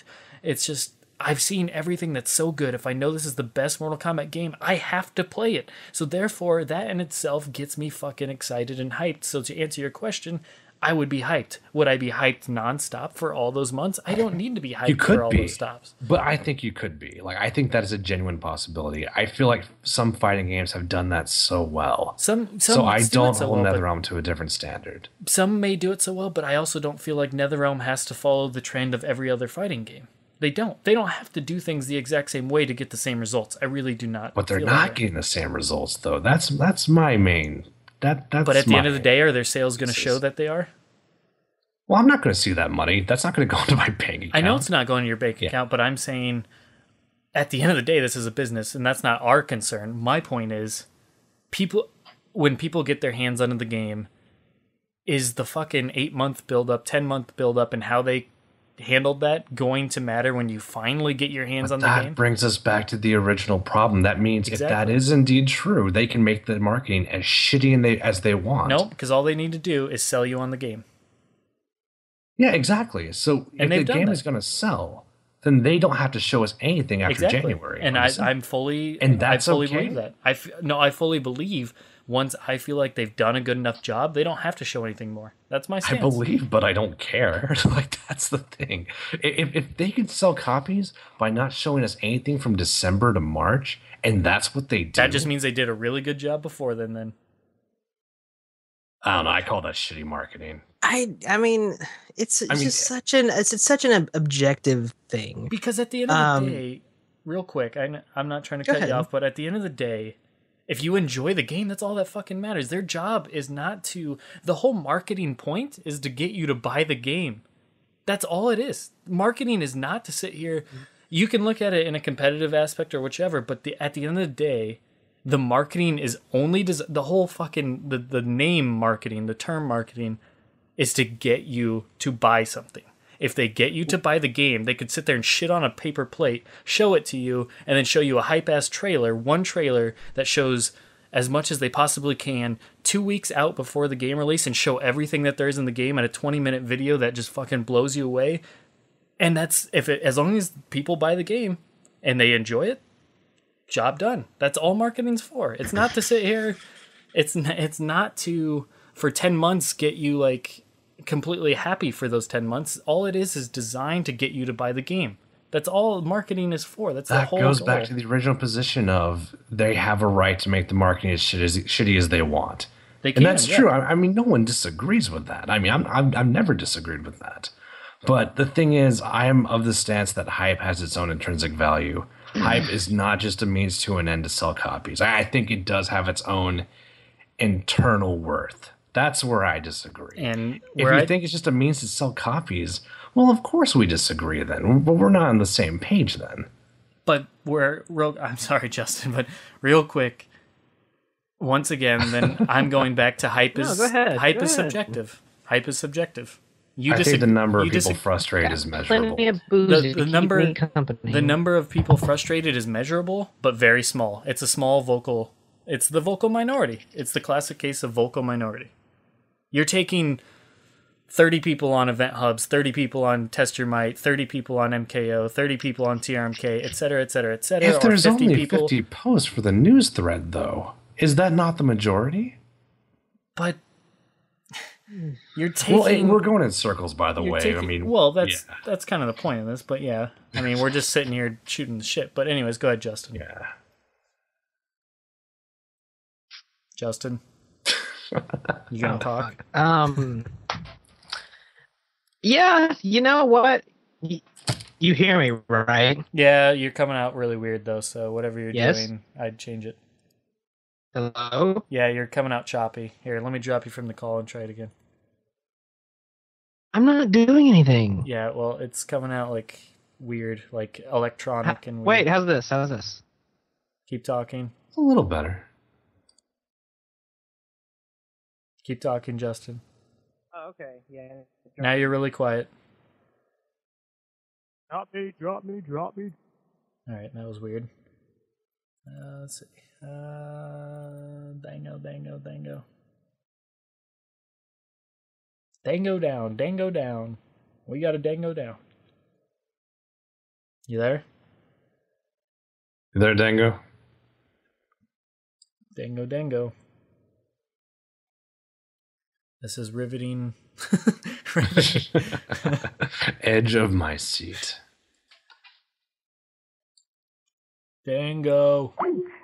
Okay, now great. Can you still hear me, Temp? Yeah, I can hear you. Okay, it's saying there's a problem with the call. What is going on? Justin, are you there? Can you hear me? Yes, go ahead. You sound good now. Fucking hell. Sorry about that. I don't know what it was. You can hear me, right? Yes. Okay. All I was gonna say was if I can chase down my train of thought.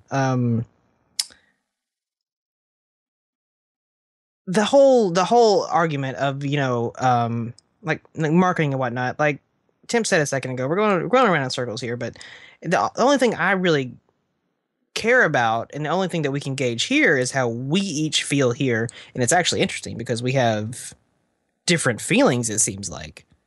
That's why I asked Temp, like, what would make you hype specifically?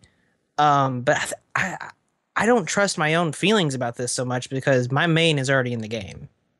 But my main isn't. That's the thing, though. I know. I know. That's what makes it interesting. My main has been one dude since Mortal Kombat 2 when I was a tiny Django, Sub-Zero. He's in the game, and so I'm like, you know what? If they don't show anything else, I'm still gonna be fucking hyped for MKX. But there's also the you're getting all weird again, dude. You're completely fucked up. Okay. That was awful. I'm sorry, folks. That was just absolutely. This is how things go here on the Graveyard Shift because it's a little bit guerrilla warfare. We just kind of play things as it goes. There's no editing this out. This is just you guys here for all of it. You there? Hello? Yep. Try it again. Hello? Did I sound shit? No, you sound okay. No, you sound good now. You should turn your sound a little bit down though, because you have like a weird staticky sound with it. But okay, how's that? You Is that sound okay? fine. Still a little bit Okay. of staticky weirdness, but you're good. I'm fucking so sorry. I'm trying to make it better. You're good. It's your computer. It's not your fault. Go ahead. Okay. What did I say? I said my main is in the Yeah. my main is in the game, but I also understand it from a competitive standpoint to where like there are tournaments coming up, there are money tournaments coming up where people want to know who's in the game, so they know who to main, how to get ready to to kind of do their job. Almost, there's a lot of competitive players who, it can be a little bit like their job to go to these tournaments like Evo and shit, and they need to prep, they need to get ready, they need to be scouting, they need to be doing their homework, and they can't because there's still characters left out. So, but the point is, like, you can't please everyone at this point. So, I don't know. The competitive scene though is such a small percentage of the. Okay, well, I'm going to stop you there right now. No one can say that anymore. Evo had 100,000 views. That means if everyone who bought a copy of Marvel when they were watching it, that would have been 25% of the revenue than what they actually sold. But what no is it one for can Mortal use that Kombat, argument. though? Mortal Kombat? Well, Mortal Kombat wasn't at Evo last year. Okay, well, I'm just talking Mortal Kombat. I'm not talking Marvel vs. Capcom. Well, there's no or reason Street it couldn't be Fighter. the same demographic. There's no reason those fans couldn't watch and play Mortal Kombat if they had a competitive but way of, yeah. That's also is 100,000 people that buy this game competitive players that actually go to tourneys. No, They're doubt that. enthusiasts who do play competitively, but they don't go to tourneys. But they are a valuable purchasing demographic. Yeah, that's not really the point, though. The point is that, like, all of this stuff is so subjective that you're just not gonna get an answer. You're gonna keep talking in circles until you're blue in the face, unless you can talk to all of these individual people, which you can't, which is the whole problem. I am hyped for Mortal Kombat X. I'm in. I'm fucking in so hard it's stupid. It sounds like Cyborg is in. Temp is not in, and that's perfectly understandable. But it's just like it's different strokes, and you can't please anybody. And I understand Warner Brothers too, because they're like, we're wanting to like gradually ratchet up the quote hype to where it's at the utmost right before the game comes out. Like, I get that too. So I don't know what you can do to really make it like perfect or whatever. You know what I mean? Well, before we got in the call, we were actually talking about that. We were talking about how the only reason we're in this dilemma at all is because they didn't pace the releases. Because I think me and Cyborg definitely agree on that. They should have paced the reveals, which they didn't do for one reason or another. I think we agree on that much. If they had paced the reveals the way they were doing in the beginning and kept that going, we wouldn't probably be having this conversation at all. Like, the reason we're in this dilemma at all is because of the giant hiatus. Yeah, but I feel like it's dwelling to really care that much at this point about that 2-month gap. That's my point. It's like it's done. It's over. It's one problem. Yeah, I'm not going to care, especially come April. I'm not going to give a fuck about the marketing. Yeah, that's my point. That's my point. That's my whole fucking point. Then your point is the marketing doesn't matter. So why are we arguing at all? It doesn't matter if people are frustrated. So what was the point? Well, because it sounded like we were trying to question, like, I should have been excited, but I wasn't. Now the stance is it doesn't matter if I'm excited. So I guess I'm just kind of confused on that level. No, is it I should be excited, or is it that it doesn't matter if I'm excited? No, you shouldn't be anything. There's no should word here, right, because exactly. you feel the way you feel. Exactly. There's no right or wrong, but my point is, Temp, are you going to buy this game? Have you decided if you're going to buy this game?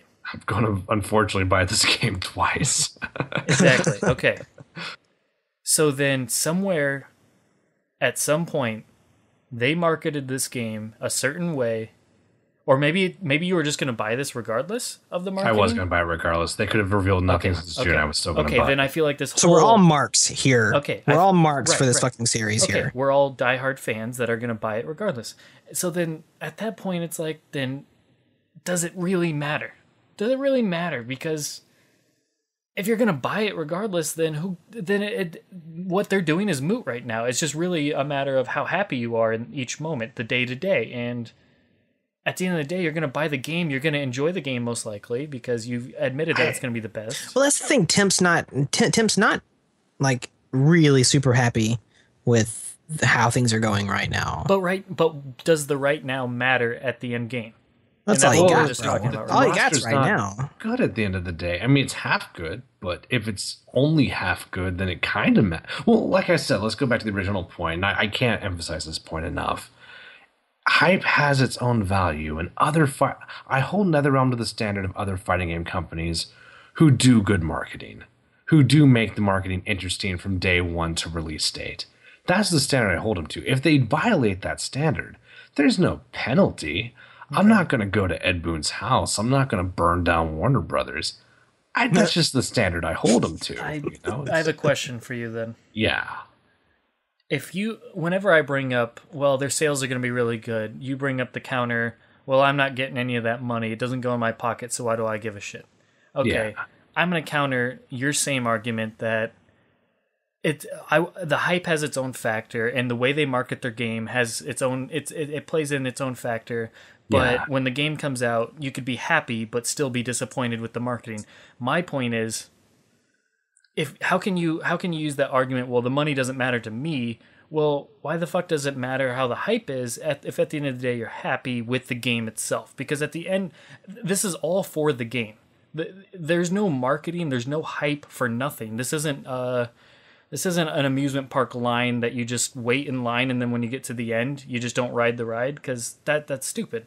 So my point is, why does the marketing matter beyond just making you want to buy the game? But if you're going to buy the game anyways, why does the marketing mean so much to you? Why does the hype mean so much to you if at the end of the day you think you get the best Mortal Kombat game ever, if that's your final opinion of the game and you already feel like that's likely going to be the case? And I do. Okay, well then the same argument could be, I feel like the same counter argument could be applied to this then. If you don't give two shits about how much money they make because it's not going to you, who gives a shit about the marketing if at the end of the day you get the end game of the game itself, and a great game at that?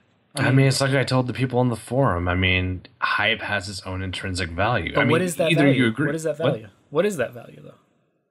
I think historically it matters. I feel like if you built up your game on a level where it mattered to people throughout the course of the entire marketing, that does something historical. That's something magical for the history of the game.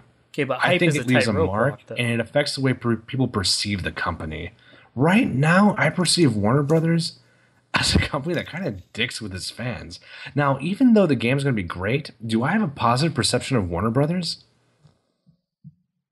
Well, no, but they're not selling you Warner Brothers. Yeah, why do you Yeah. give a shit? That's my point, is if you don't give a shit about the money in their pocket, why do you give a shit about the company behind them? Why do you give a shit about the marketing? Why do you give the hype, the intrinsic value? We're talking about that, Let's but I say mean, you why go does to that a even tournament matter? and you're watching Justin Wong fight Chris G. Okay.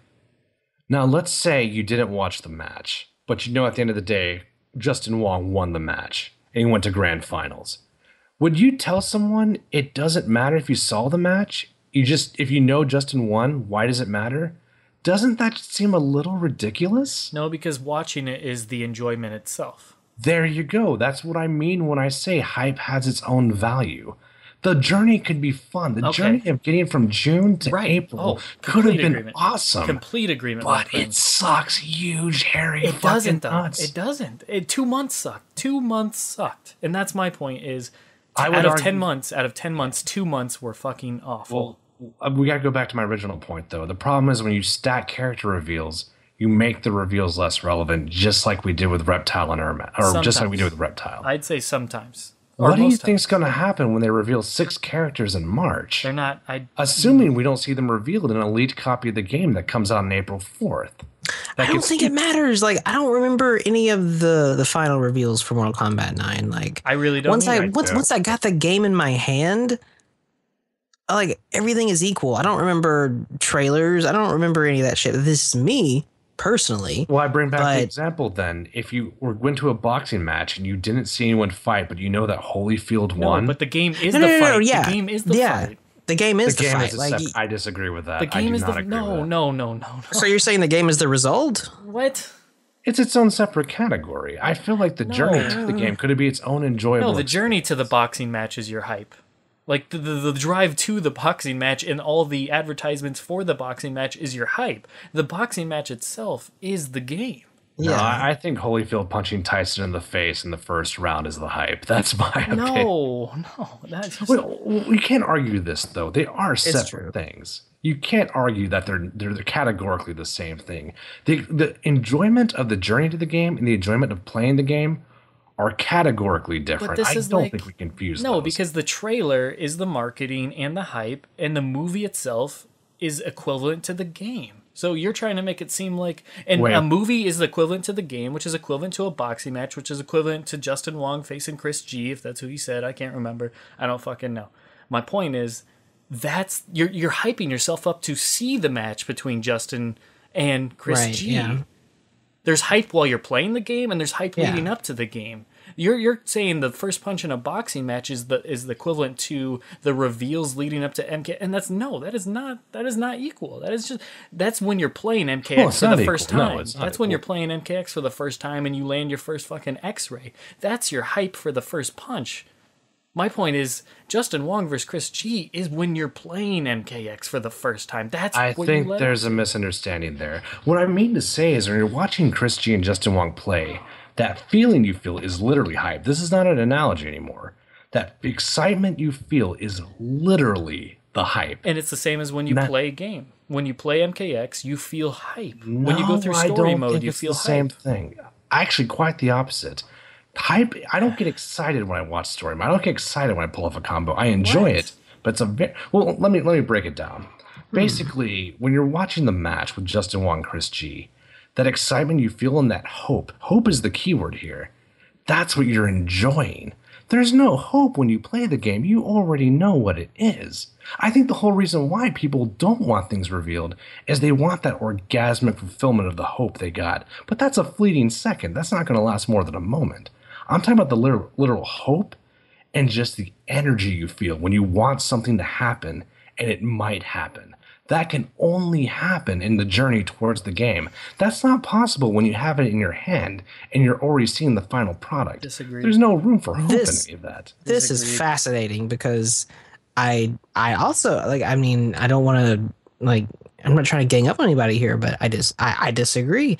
I'm like, whenever I'm playing through the ladders and the challenge tower and the story mode, that's all just a massive, you know, like Sting, the police, tantric orgasm. Right. Like, I'm it just completely lasts the agreeing. whole fucking time. That's how it is for me, though. Like, I understand not everybody is like me, and that's cool. As soon as soon as I'm busting out Cyrax for the first time in MK9, that's hype for me because I'm like, holy shit, like I'm literally just enjoying, and you can say that's excitement, you can say that's just enjoying, but I feel like we're splitting hairs here because, once again, just because you may not feel hype while you play the game does not mean other people can't. And I feel like I fucking have so much hype when I get that game in my hands from the fucking, when I go to GameStop or Walmart or whatever the fuck I go, and I get that game in my hands, the whole time I'm going home, I'm hyped. I'm excited. I'm fucking hyped to play this game. I mean, what is the real definition of hype? It's true. Definitely. That's the fever pitch, definitely. But like whenever I fucking see that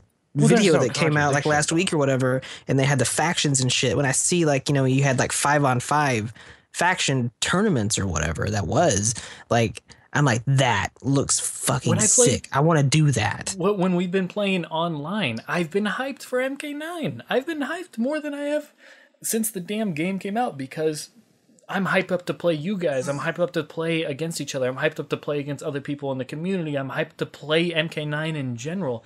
That is what matters. Well, let's roll with that. Let's say you get that. I mean, personally, I enjoy the game up and down. Don't get me wrong, but it's a different experience. But let's say it's the same thing. With your example, you're only getting the hype when you play the game. My argument is you can get that similar excitement. I get it both, man. You can get that same energy, that same electricity. I get it both. On the way. I do both, man. I know where you're going with that. I did not get it both for the marketing. I think I could have, but I didn't. I think with other fighting games I did. That's the difference, though, is I feel like Justin and I are both on the same page. And like I said, this isn't a gang up thing. We're obviously fucking all stating our opinions. It could have gone either way. My point is... Well, you guys are free to gang up on me. I'm a grown-ass man. Y'all can do that. It's okay. My point is... No, my point is... Okay, well, if we're ganging up, we're doing it respectfully. My point is... I'm quickly becoming a drunk-ass man, just to be honest. Okay, my point is here. We feel hype leading to the game. We feel hype when we play the game, and that's the difference here. Is you feel hype leading up to the game, but you do not feel hype playing the game. But that's a difference then. And also, you say you feel hype for other fighting games. Well, then maybe you just prefer that marketing, but that doesn't mean that marketing is necessarily the way. That doesn't mean that's right. And Mortal Kombat's wrong. They're just two different marketings, and for you to throw one under the bus while completely put the other one up on a pedestal, I feel like that's unfair. I feel like it's completely unfair because Justin and I are living proof that the marketing they do for their games isn't bad. Let's put it this way, then.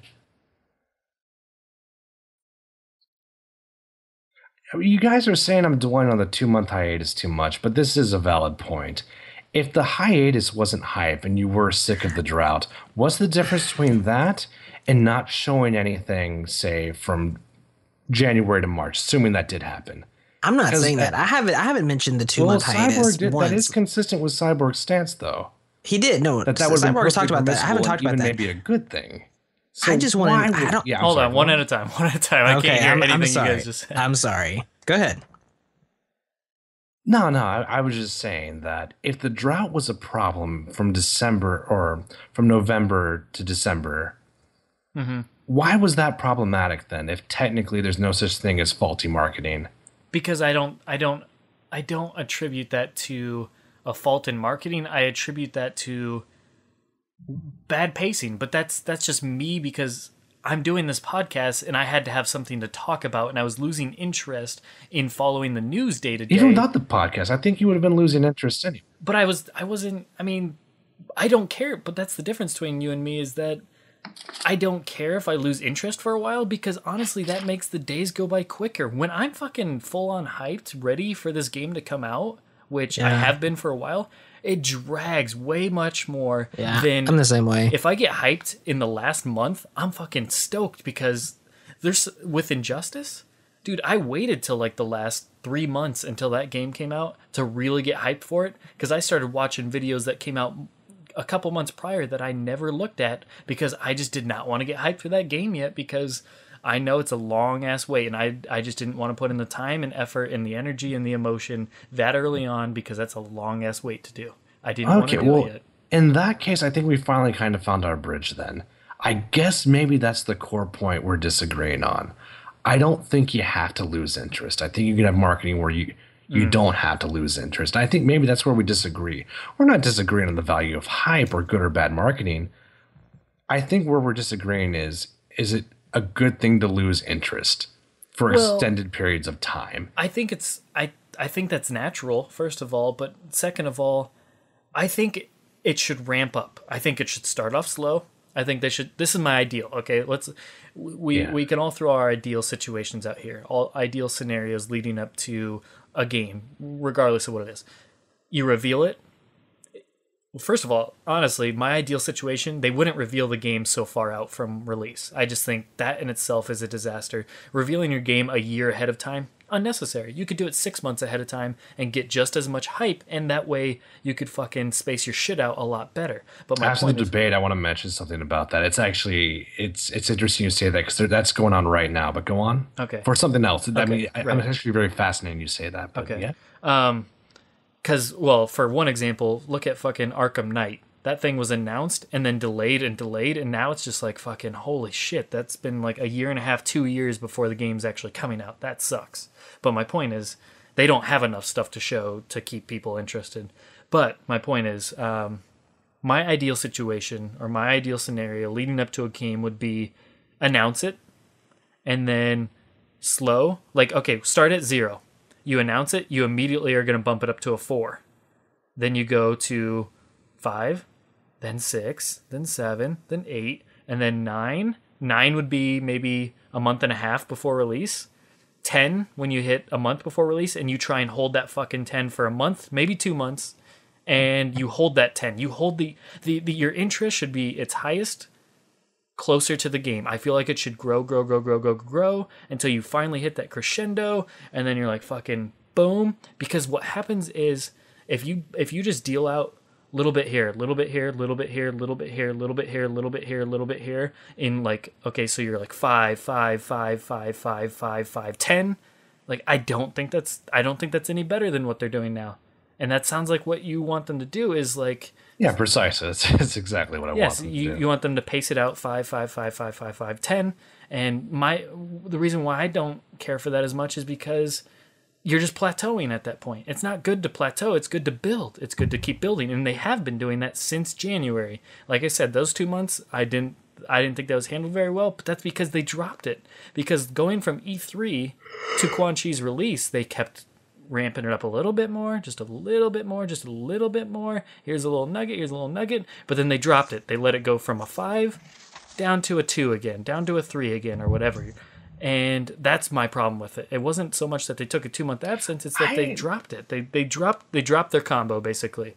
And I feel like they should be ramping it up slowly but steadily, getting more and more and more. And then in the last month or two, that's when they hit you with the 10 characters they have left in those last 2 months. They bam, bam. Every week you have something new. Because I don't need to talk about a new character for 2 weeks. I want to talk about a character for a week, and then I'm ready to move on to the next character the next week. Anyways, go ahead. Well, I don't really know if marketing has that kind of stamina. I feel like the reveal it's kind of its own creature. I feel like the excitement for Ermac is not. It's not numerically the same thing as the excitement for, say, Kung Lao. So I don't feel like there's the danger of plateauing when each reveal has its own unique kind of fulfillment to me. And that's me at least. I think the bigger worry is when because there's each reveal is such its own unique creature, I think the bigger danger is putting them too close together, so you end up pissing on your own campfire.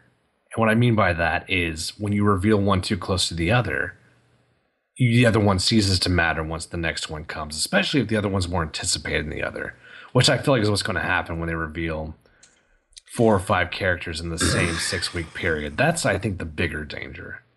But with that said, do you feel like Kung Lao, Katana, Reptile, or Ermac, who were all revealed somewhat close to each other within a month, maybe month and a half, or whatever it was, do you really feel like any of them got the shaft? And I'm assuming your only answer is Reptile. Yes. No, not at all. Just Reptile. Reptile was the only one who got shafted. Yeah, I don't feel like he got a shaft because honestly, I wasn't as impressed with Reptile. He could have been revealed and then not had character revealed for 3 weeks after him. It wouldn't have changed my thoughts on the fact that he just came okay, but the reason why is because Katana was so much better and Ermac was so much better, Kung Lao was so much better, but that was completely irrelevant to why I didn't care so much for Reptile. It's just because his gameplay wasn't what I was hoping for. It wasn't as creative. I kind of like, I mean, when we get to the episode, I'll go into my problems with Reptile, like from a gameplay perspective. Right. First of all, this has nothing to do with anything, but they fucked up. They gave him his fastball, his slow ball, his dash,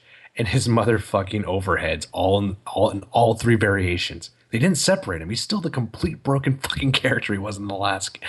But he was never broken. But he's still, from a gameplay perspective, there's no diversity. He's still a complete character. That's my point. That's why I'm disappointed in Reptile. You nailed it. And like I said, we'll get into detail with Reptile with the Netherkast podcast. But my point is, I don't feel like the reason why I was disappointed with Reptile had anything to do with the other characters that were revealed by him. But I did like Reptile, and I had the same problem where I was like, okay, Reptile doesn't really matter right now. I thought Reptile was pretty cool. It's just the costume is the only thing I had a problem with. Like, even the problems I have now with this gameplay, they don't hinder my excitement. It just, from a design standpoint, I'm just like, what the fuck are you doing, NetherRealm?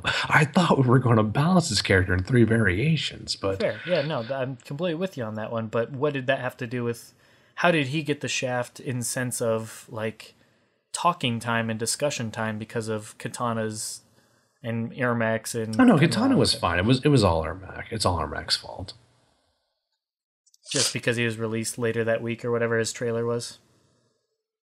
I mean, just with any release, really. When you have a big release 2 days away from another one, I feel like you're kind of making the previous one irrelevant. But why can't we be talking about him now until the next character is released in a week and a half or 2 weeks? Like, why can't Reptile get his time right now? That's my point. His time was then. Well, my point is... Okay, well, I mean, jokes aside, I'll give an honest answer. Okay, I guess the reason being is... it goes back to the idea of pace. You had something to talk about for 2 weeks and you ended up talking about it for 1 day with Ermac. And though you talk about it in conjunction with Ermac, I feel like that fervor is gone. Well, I mean, look at Quan Chi. Like yeah. But I mean, like, look at Quan Chi. He didn't have anybody else released for 2 months before, when he first got released. Was that... Yeah. He could have, in my opinion, give him a week or 2 and that's it. Yeah, I agree. But I mean, now we have that with Reptile, though. We can talk about Reptile. He's going to get the majority of the episode, him and Katana. They share an episode. Just take our podcast, for example. They're both are going to get a decent amount of this talking time for this upcoming episode. So I don't see the issue. Like, I don't... We may disagree that the issue exists on a small scale, but I think we could somewhat agree that it occurs on a bigger scale. Like, if they reveal 3 to 6 characters in a 2-week period...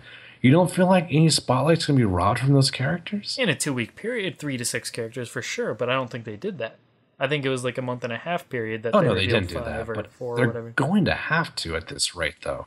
Not necessarily. We have if there's 27 characters in the game. That's 2 months from 2 months from this very day. 2 months from now is when the game comes out. 2 months, you figure 12 characters left. We'd almost have to get a reveal a week in order for them not to step on anybody's toes. And that's fine. I feel like a week is plenty enough time to talk about it. I don't think they're going to do it, though. I think we're going to get one more before February is over. No, yeah, I doubt they're going to do a character a week, but I don't know.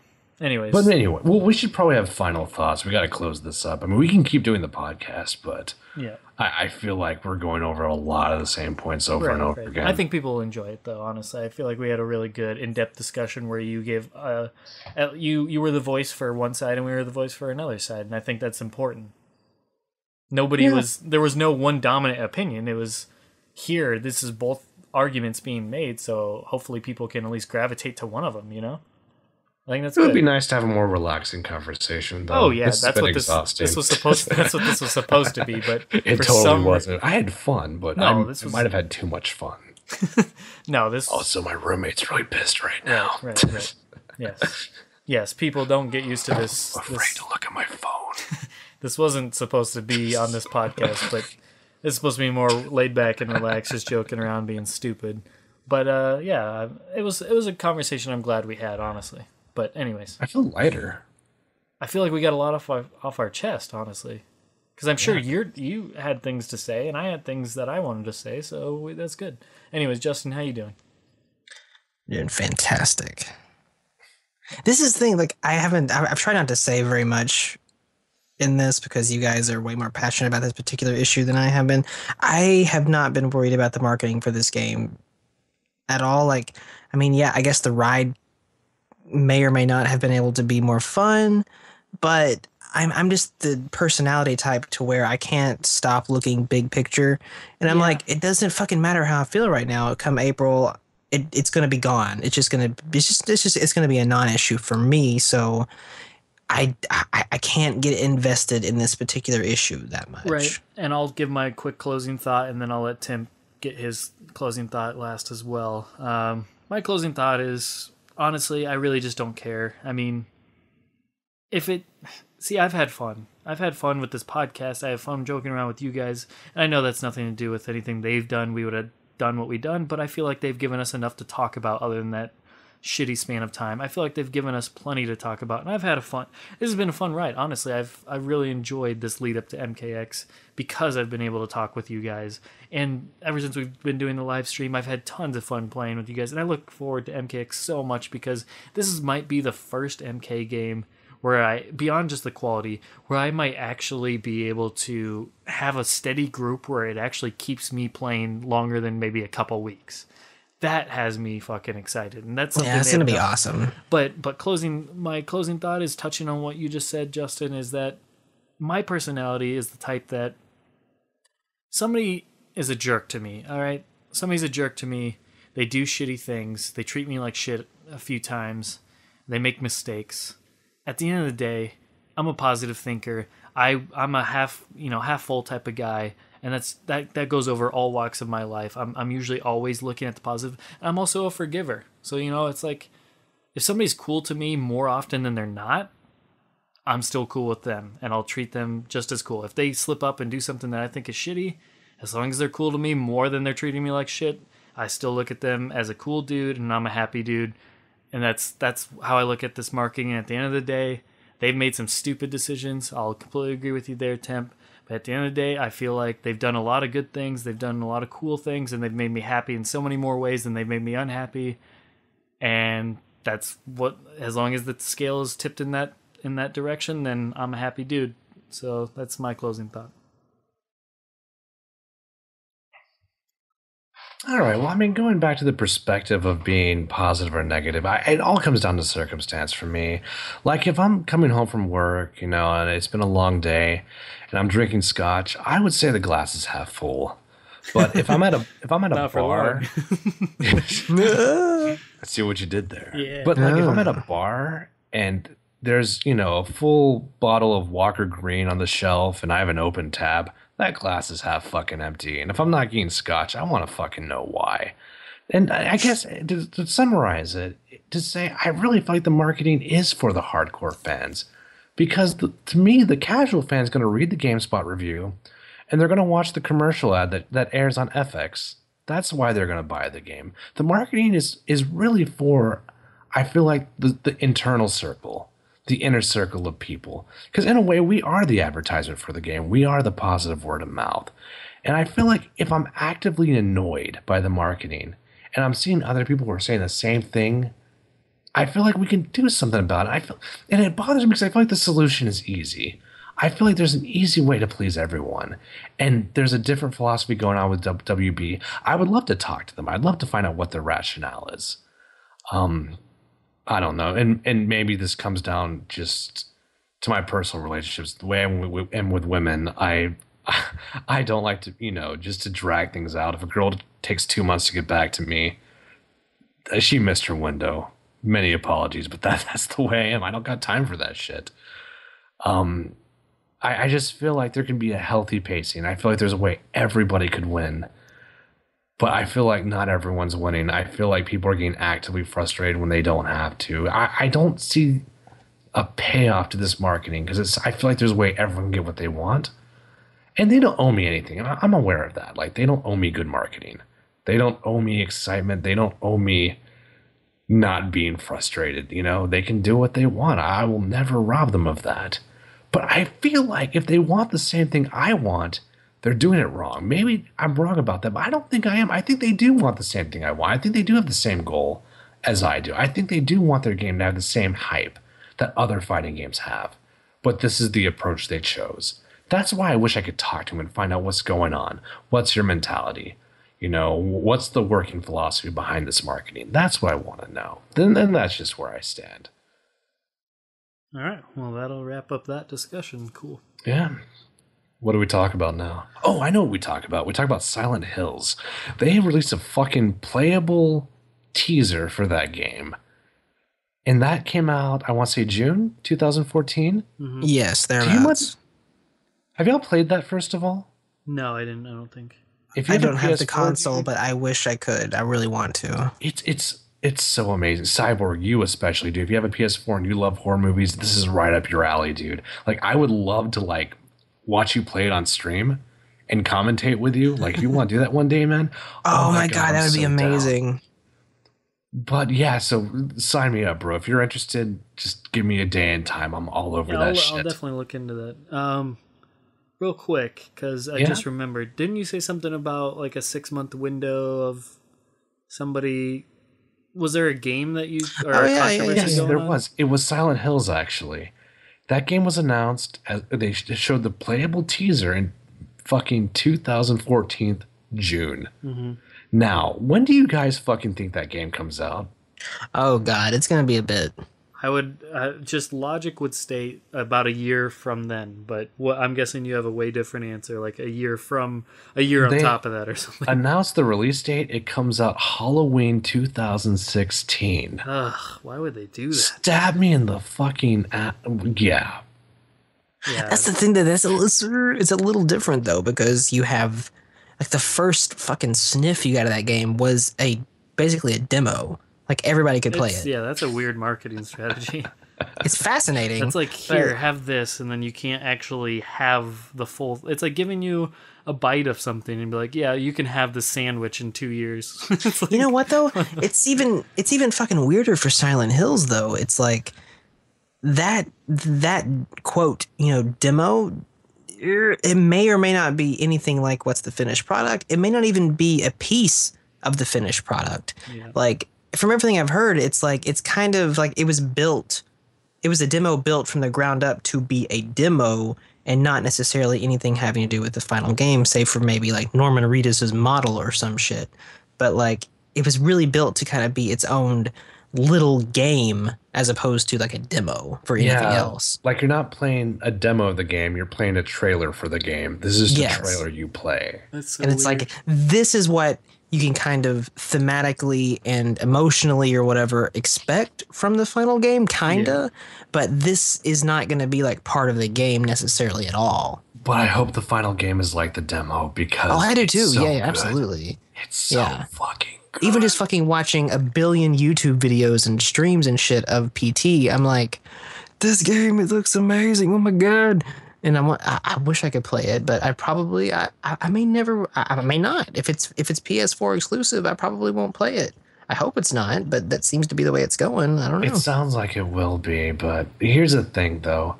I won't spoil anything, but there's one part that fucks everybody up, and I can't wait to see Cyborg get fucked up by this one part of the demo. Like, you will shit yourself. What do you mean? Oh, okay. Multiple times. Okay. Oh man, it sounds fun. I love. It's really fucking. I never played Silent Hills. Honestly, I really haven't. But I'd love to play it because I do love horror games and just horror movies in general and whatnot. Obviously, the word I would use to describe PT is special. Like, it's a special thing. Like I can't think of another game that I've played or have seen other people play that kind of gave me the vibe of PT. Like, it really is very, very unique and special in my opinion. It's one of the most immersive things I've ever played. Oh God, yeah. So, real quick, speaking of horror and Mortal Kombat and all that jazz, tying it all together, somebody brought up a good point. Somebody was like, if it was Jason as one of the DLC characters or as a guest or whatever, They should have announced him today because it's Friday the 13th. But what I'm about to type on MKO is there's a Friday the 13th in March too. So just a month. So Yeah, that's true. They could announce him then, honestly, and that's a lot closer to when they would start announcing something like that. So I'm gonna be fucking looking forward to that day because I'm cross my fingers and hope that Jason is one of the two. But what I wanted to ask you guys is, what two do you think they are gonna be? I think Rorschach is actually a good candidate. Interesting. That is a really interesting pick. I would not have guessed him. That is for sure. But I'm curious to wonder why. Well, for one thing, his just the rights. They have the rights to the character, so that makes things a lot easier. For one thing, he was one of the silhouettes as well on the select screen for E3. Right. Which actually makes me think he might not. I think that lowers his chances, to be honest with you. But I think there's a clear demand, like big cult following, and he's also played by the same guy who played Freddy in the reboot. Yeah. So Indeed. I think that'd be a cool tie-in. I think he'd make everybody happy. Yeah. I'd totally be on board for Rorschach because. What do you guys think? Who do you think they're going to announce? Who would your other pick, or are we just going to go 1 and 1? Because I'd like to hear what everybody's two guesses would be, just to see if we're even anywhere close. But I'll go next real quick. Who do I think they'll be? Okay, cool. Who do I think they'll be? I'm so worried. My thought. Here's my thought. Since there's two of them, I'm almost worried they're both going to be console exclusive, but they're not going to be console exclusive. Do you get what I'm saying? They're going to be taken from usual console exclusive games, but because there's two of them, they're going to get one from Xbox. They're going to get the permission just because they'll take one from PlayStation, and that way they'll both be on both consoles, so that way it's fair across the board. Nobody's getting... It's not like, Marcus Phoenix or, Master Chief as, the more notable... It's not like Master Chief's just going to PlayStation or, and Sony's not getting equal representation or anything like that. I'm almost worried that's going to be the case. Like, we're going to get Sweet Tooth and an Xbox character or something like that. I'm worried that's going to be the case, and I really don't want to see that because, honestly, there's no console exclusive characters that I want to see. There's really not. It'd be interesting with Killer Instinct, but that's about it. That's true. That's true. That's very. Yeah, good I was point. thinking about Killer Instinct, Sorry, but didn't they deconfirm console exclusives? They did, and that's what, because they deconfirmed the idea that a character's only going to show up on one console is what I was taking that as. They didn't.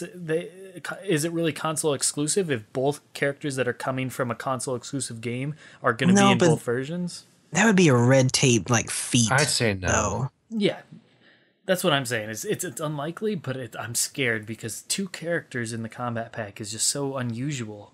They're doing it clearly for money, and also they just thought of cool characters they'd like to have. But another thing is we're in the era of people breaking down red tape. We just saw Spider-Man make his way into the Avengers universe. True. It's true, but there's really good reason for that. But that's a whole different. Thing. Oh, of course. Well, I have a theory for the second character. Do you guys want to go first? Well, yeah, I'll throw in one of my picks. I honestly do think there's a good chance Jason could be in here. My only concern is they denied him for MK9. At one point, he and Freddy both were supposed to be in MK9. As far as I can tell, I even saw an article on Bloody Disgusting like maybe a year ago where they finally talked about Jason and confirmed that yes, he was indeed supposed to be in MK9 with Freddy, but for some reason they just couldn't find a way to make him work in MK9. Like, just he was too slow or just something. They just couldn't make him work for whatever reason. I don't remember the reasons. So they just scrapped him from there. He was very early on and he didn't really get too far in development. So they just went with Freddy. So with that said, would they find a way to make him work for MKX? But here's my reason for why he could be. There's a movie coming out. There's a TV show coming out. There's a Friday the 13th game coming out. They're under the WB branch. WB owns Friday the 13th still, unlike some people think that Paramount own it, but that's not true. They just have the rights to make a movie in a 5-year window. It was part of a deal for Interstellar money as well. Not Interstellar. Yes, Interstellar. I'm getting mixed up. But anyways, point being, they want to promote Jason just like they wanted to promote Freddy, and there's so much Jason shit coming out in the next year. So it'd be perfect if Jason comes out in like July to lead into what the movie was supposed to come out this year, though. So that's the only thing that worries me. But and the fact that they couldn't, find a way to make him work. But I hope that changes because I'm a huge Friday the 13th fan. And that would be great. But I'm not going to go on another tangent about that. Anyways, so I'd pick Jason as one of my picks. Go ahead, Justin. I don't have a fucking clue what they got cooked up. I mean, like a horror movie pick makes sense because they did that once already. It's thematic, honestly. NK. It would, but I mean, there were other options too. I think Rorschach was a good pick, but like I said, I really don't know. And if I just had to pick like one character, I would say like maybe like a Constantine. Constantine. Why? Yeah. He's a Marvel character. No, he's DC, bro. No, he's DC. He is DC. Sorry, I'm getting fucking so mixed up right now. He feels very Marvel, but yeah. Yeah. You're right. He's definitely DC. But he's on like the darker end of the spectrum. He's only part of like the I think he's only part of like the proper DC universe as of like the New 52. Yeah. No, but he's still on that, kind of like Vertigo slant. Yeah. To where maybe he could work in there. And his whole deal is not unlike Mortal Kombat, like dark arts and demonology and shit like that. It works. I can on board with that. I would like to see him. I could see that, honestly. It's a decent pick. It's not somebody I would have expected, but definitely a decent pick. By the way, your audio was doing that. It wasn't cutting out or anything, so don't worry, but it was doing that weird like buzzy electric noise with it a little bit. So. Is it still weird right now? No, not really. But anyways, okay. Temp, you were saying about your second. Temp, are you still alive? Did your roommates kill you? No, I'm still here, man. No, I have a theory for the second character, and this is going to be super controversial. I don't think anyone's going to agree with me, but I think we've now reached a point where this is absolutely possible. Street Fighter? And maybe, yeah, I was going to say Akuma. Wow. I'm going to say Akuma because he's evil, and I don't think Street Fighter would have a problem with him being dismantled anatomically. Second of all, Capcom is kind of strapped for cash. So why not advertise your game that's coming out in probably a little more than a year from now, and one of the biggest selling fighting games to come out in 2015? That seems like an easy winner there. So there's a lot of money involved, and you don't harm your IP by putting your villain in a situation where violence is. I mean, you don't have to worry about tarnishing the image of Akuma. He's already a fucked up demon. Ani Akuma fucking ripped someone's head off in his whim pose. So I think we're going to be okay. And we both know the intent is there at the other end as well. NetherRealm wants Street Fighter versus Mortal Kombat. Ed Boon has never given up on that. Yeah. So that's my theory. To add further credence to actually what you're saying is that maybe that's why they are giving two guest characters, because they're absolutely positive one of them is going to be so well received that he's not going to have that guest character stink on him like most characters would have from completely different unrelated things to fighting games. Whereas Akuma, I think even people that are like, I don't really like guest characters for one reason or another, I feel like the allure and the amazing, the matchup of Street Fighter versus Mortal Kombat, that fantasy matchup, the dream matchup, I think even the most, people that are against those types of things could get behind something like that. So they do that as one of the guest characters, and then the other one's going to be your typical, not really relating to fighting games at all. Your Ash or Leatherface. Yeah. You could get like Jason and Akuma, and people would totally be willing to accept that there's two guest characters because they're only going to really look at it as one guest character, and the other's like a dream matchup. So I could totally see where you're coming from on that, and that because I really do feel like the fact that there's two is going to play into something. I feel like it has to play into something. It could be Freddy and Jason. I don't think they're going to do Freddy over again, but that's my point. Is I feel like the two matters in some fashion or another. Be it one from each console exclusivity that they're not making exclusive, or one that's a guaranteed like and one that's a little bit more risky, something like that, something, or they're connected in some way. I feel like there's got to be something. Well, what adds another element of appropriateness is that historically, Akuma is the first guest character in a fighting game of all time. His first appearance as a guest character was in X-Men Children of the Atom. Right. So, I mean, I'm not saying that's the reason he's going to be in, but it would be poetic to me. Yeah, I get what you're saying.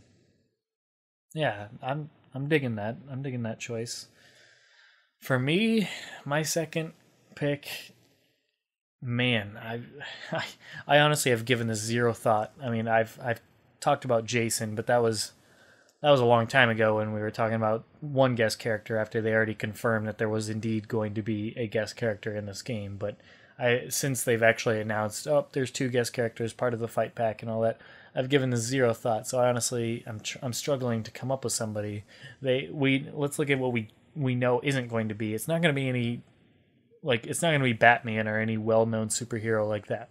They've already announced that, and I honestly would not expect them to ever put like a Batman in MK, and also I don't think they want to muddy those waters too much outside of when they actually do crossovers. I think Scorpion was a one-time thing, but maybe they're more willing to put characters into Injustice than they are into MK all the time due to the fan backlash all the time. But as for my second pick, gun to head, if I had to decide in like 10 seconds, I'd probably just go with someone like Predator, honestly. That's my best pick, honestly. I can't think of anything outside. Yeah, of no, it's a sound pick, and there's been a lot of like Predator speculation for this game is anyway. Predator So even WB though? I have no fucking idea. I think he's Dark Horse, and that's another thing that's like, why would they put Predator in? What connection at all? And he's not WB owned, and like I don't see it there. The only thing I could think of is Predator honestly would have fit in Injustice, because the Justice League and Batman have both had crossovers with Predator, believe it or not, in the comics. So yeah, it's weirder to think that they're completely unrelated to Mortal Kombat. So I don't know, it's weird, but he definitely think of fits it like the this, theme though. Like, people who have the rights to Predator, they're having trouble making money off that IP. Right. So it wouldn't be such a stretch to see Predator in Mortal Kombat, if only to get the character more spotlight and to make the IP more valuable. That's fair. Yeah, that's always a factor for sure. I mean, they want more money, and WB wants to make money off of getting sales from the character. So it's a win-win for both sides, no matter what, for sure. It's just how willing are WB to, basically promote their competition. But I mean, Dark Horse Comics, I mean, that's an indie comic. They're a big indie comic, but I mean, obviously, they're not going to overtake WB anytime soon. So I really doubt, it's not like them, promoting Spider-Man or something in their game. So I could see Predator still being in for sure. What are you thinking, Justin? I kind of just hang out around, like what do I know of WB properties, especially since they kind of deconfirmed console exclusive. Like, I'd love to see a Glacius in Mortal Kombat X. I'd love to see a Cinder in Mortal Kombat X. I don't think it's gonna happen. You know what? Cinder, maybe. Go ahead. Let me interject this, and it's that Temp mentions Akuma. Well, Street Fighter is a PlayStation property now. Killer Instincts and Xbox, you could have 1-in-1 like I was mentioning earlier. You could, yeah. That's a win-win for everybody. It would be, and I would love to see, and like I said, like Cinder in there. And Cinder might be coming out around the same time as Mortal Kombat X, so it's a little bit like a cross-promotion type thing. So, but yeah, like aside from that, if it doesn't end up happening, and you don't get like a Spawn or something like that, which would be fun. Spawn's a good one, yeah. Like I would just go with like Swamp Thing. Like Swamp Thing would be fun, and that's Warner Brothers, and I don't think they would mind him being dismembered or anything because it doesn't fucking matter. Like he just reforms from other plant life anyway, so have fun ripping his head off. It doesn't really matter. But and Swamp Thing's fucking awesome, so I would totally play a Swamp Thing. See, I like the idea of both Killer Instinct and a Street Fighter character, because that's I do too. That's the three really fucking popular fighting games. That's you're getting your dream match, even though it's only one character from each of those. But dear God, you're getting so much at once. That's awesome. Yeah, that would be awesome. And those are two guaranteed to be well accepted guest characters. Once again, going on that idea that, those two, even though they're guest characters, people would be like, fuck, this, I can't deny that this is pretty awesome that they managed to do this. This is the first time they've been able to do something like that.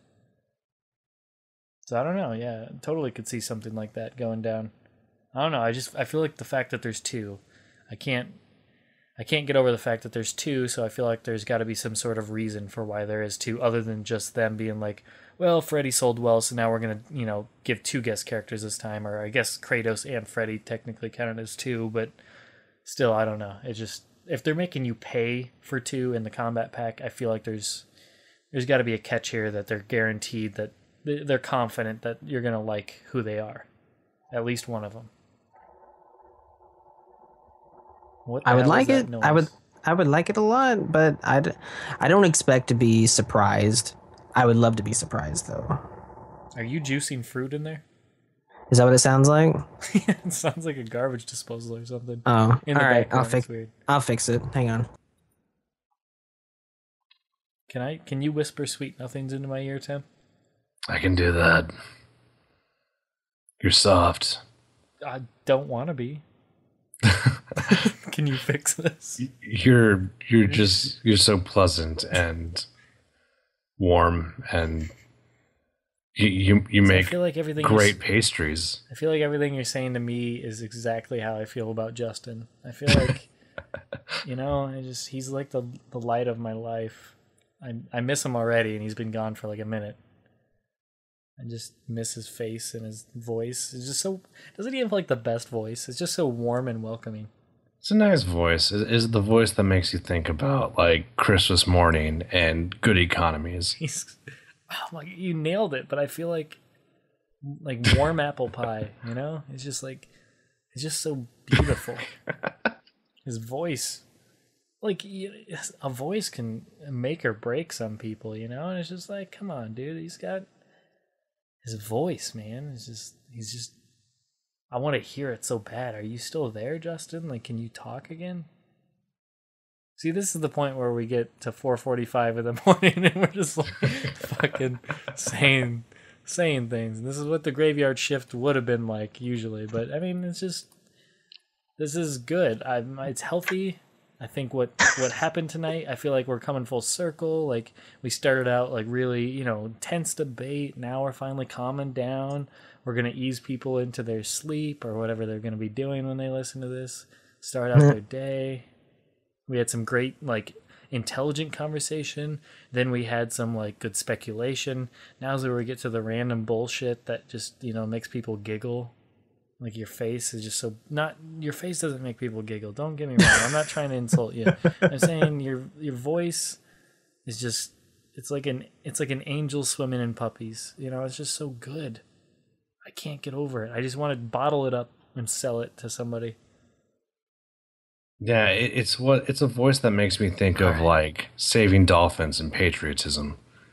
Okay, we did this last night, but I want to do a couple of these before people call it quits. You might have time for one. I gotta get going pretty soon. Pick your favorite. Okay, here we go.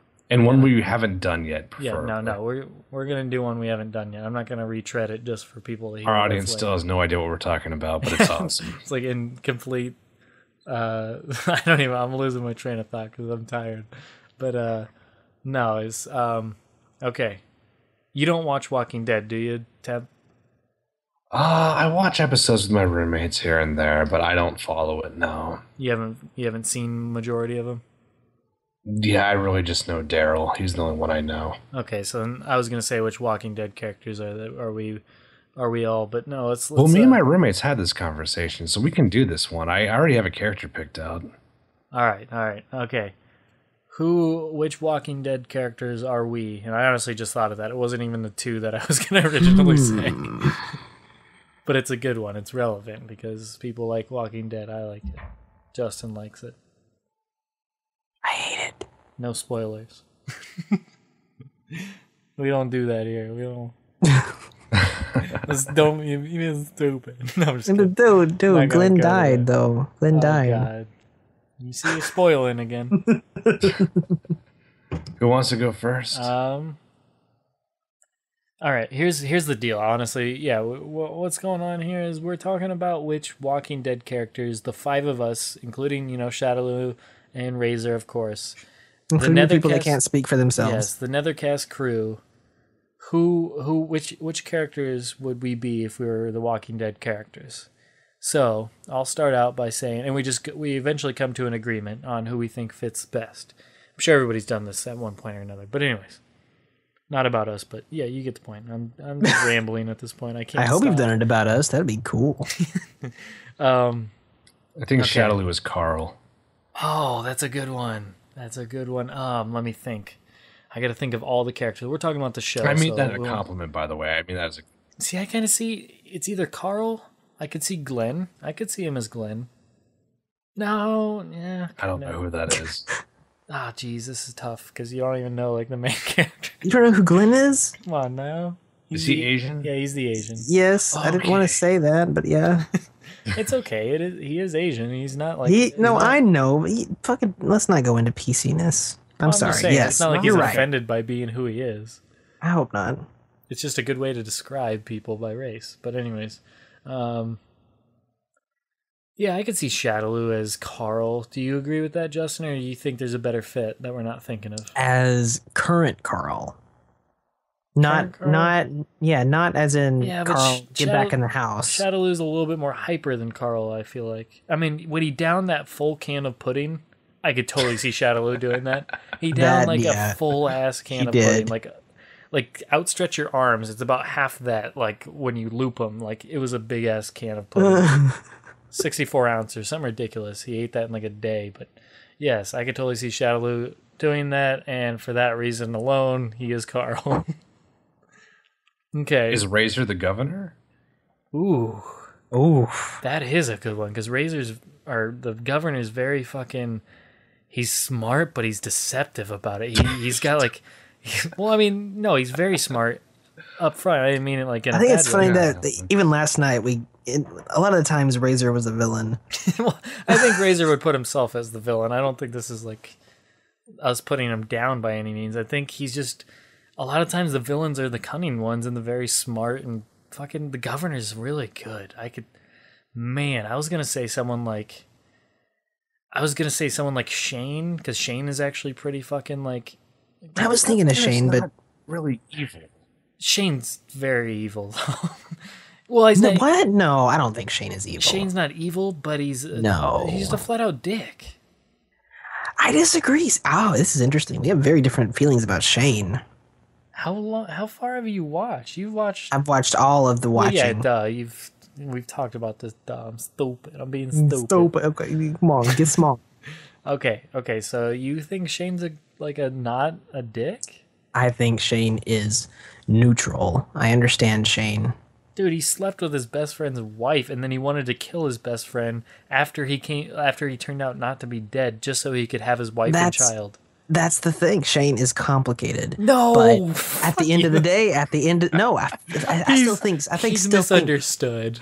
I do. I think Shane's misunderstood, and I thought listen. I don't know if you want to have this right now. I don't think Temp wants to have this right now. Exactly. I would love to have this conversation. It might go into a little bit kind of spoiler territory, and who knows what we're spoiling for whom. But no, I would love to fucking get into Shane. I love Shane so much. Man, I can't believe you're saying this, man.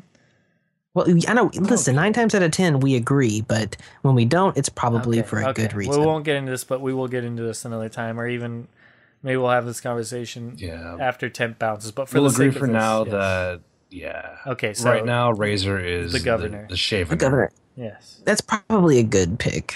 It is a good. Wait, no. Yeah, Or he could be the one dude, the one that they just fucking dealt with at Terminus, the main dude. Not going to spoil anything about him, but, Gareth. Gareth, there you go. Yeah. He could be that. What do you think about that, Justin? I know Temp probably doesn't know who he is, but... You think you get a little Razor vibe? That's not bad, because, the thing I always thought about Gareth is, this guy loves to monologue. Like that's Yeah. kind of Garrett's whole deal is just like, shut up for a minute. I'm going to tell you guys a story. And I love Razor, but that kind of works. That kind of fits. Okay, we're gonna go with either Gareth or the governor. Let's just say governor for now, but Gareth is a close second. That'll be runner up. All right. Just so for the sake of moving on. But I'd love that would have been a good one to further explore. All Yeah. right, let's get on. Let's get to Temp. Who do we think Temp is? Man, I'm gonna say Temp. I have a pick, but I want to keep it to myself for now. Yeah. Let us know after we both guess. But I'm gonna say, go ahead, Justin, first. Oh, fuck. I don't know. I got to think about this. I was so good at this last night. Cyborg, what do you got? I'm gonna go either Daryl or maybe Dale. I could see Temp as a Dale. Dale. Dale was like the humanity of the group for the longest time. He was the one that's always like, always wanted to do what was right, regardless of, their situation or how bad things got. Yeah. Dale he always had the humanity with him. I could totally see Temp as the voice of reason, but also he leans on the form of trying to do what's right rather than doing not necessarily always doing what's best for the group, but he always had that humanity to him. And you can't fault a guy that does that. And I've had several situations with Temp where he's like, this might not be the best time for this, or maybe we shouldn't do this, and he's absolutely right every single time. So I feel like he's a Dale. Okay, Justin, what do you got? Dale's not bad. I feel like if you're going to say Dale, you might as well go ahead and say or Herschel, because they kind of ended up being a similar thing. I don't. This is the thing. I'm the new guy in this group, so I don't know you dudes that well. But just based on what I do, I would say Daryl is a good pick. But kind of Tyrese for the same reason. Maybe a Michonne. Like it all kind of works, but ultimately I might have to say fucking Glenn, because Glenn seems solid. And that's the trait that I would lean on the hardest between Temp and Glenn. Like just solid. The dude's fucking there. And level-headed and all that shit. And yeah, I would probably say Glenn. Dependable, yeah. I'm still sticking with Dale, but I can totally see your argument for that. Dale or Herschel, but anyways, go ahead, Tim. All right. Well. First of all, I definitely appreciate all the super nice things you guys are saying about After we just buried Razor for being named every villain in the show. Well, Razor has all these really good qualities, but if you go into media, Razor's best qualities, unfortunately, are associated with villains. There's no way around with that. I mean, he's smart. He's methodical, he's analytical, and unfortunately, that leads into James Bond territory with villains. But also, Razor's very outspoken. He also has a rough exterior when it comes to people, and that's just which can translate to a good character too, which is why the other guy you mentioned was a good choice. Yeah, the Gareth dude, but yeah, for sure. But to answer your questions, a lot of my close friends, we were hanging out and they watch Walking Dead. I don't, and they were talking about what character would I be if I had to match up with someone in the show, and they were cut into thirds. 2/3 said Herschel, the other third said Dale. Damn. Yeah. So my friend Jason said, "Okay, we're gonna settle this. I'm gonna show you just clips of Dale and just clips of Herschel." So we got the Blu-rays out, and we did a lot of fast forwarding. And honestly, the person I match up the best with is, in my opinion, it's not even close. It's Dale, by far. Yes.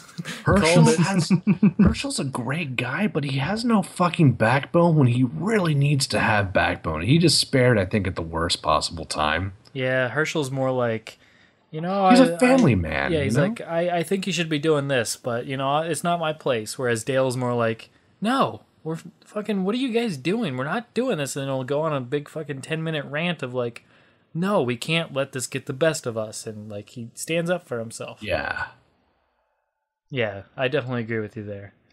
That's the big thing about Herschel and Dale. For Herschel, he's a good guy because those are qualities he has. Dale is a good guy because he's driven by principles.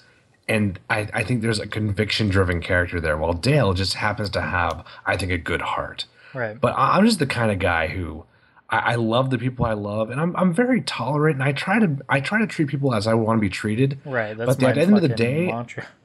yeah, I mean, if someone's wrong, I think at the end of the day, truth has the sanctity. The truth has to have its voice at the table, and I'm not gonna. And this goes for art. This goes for morality. This goes even for film. I don't like it when I don't like putting aside truth and principle for the sake of anything really. I think the truth has to have its day. If the truth isn't there, then nothing else fucking matters. Right. So I'm very conviction driven.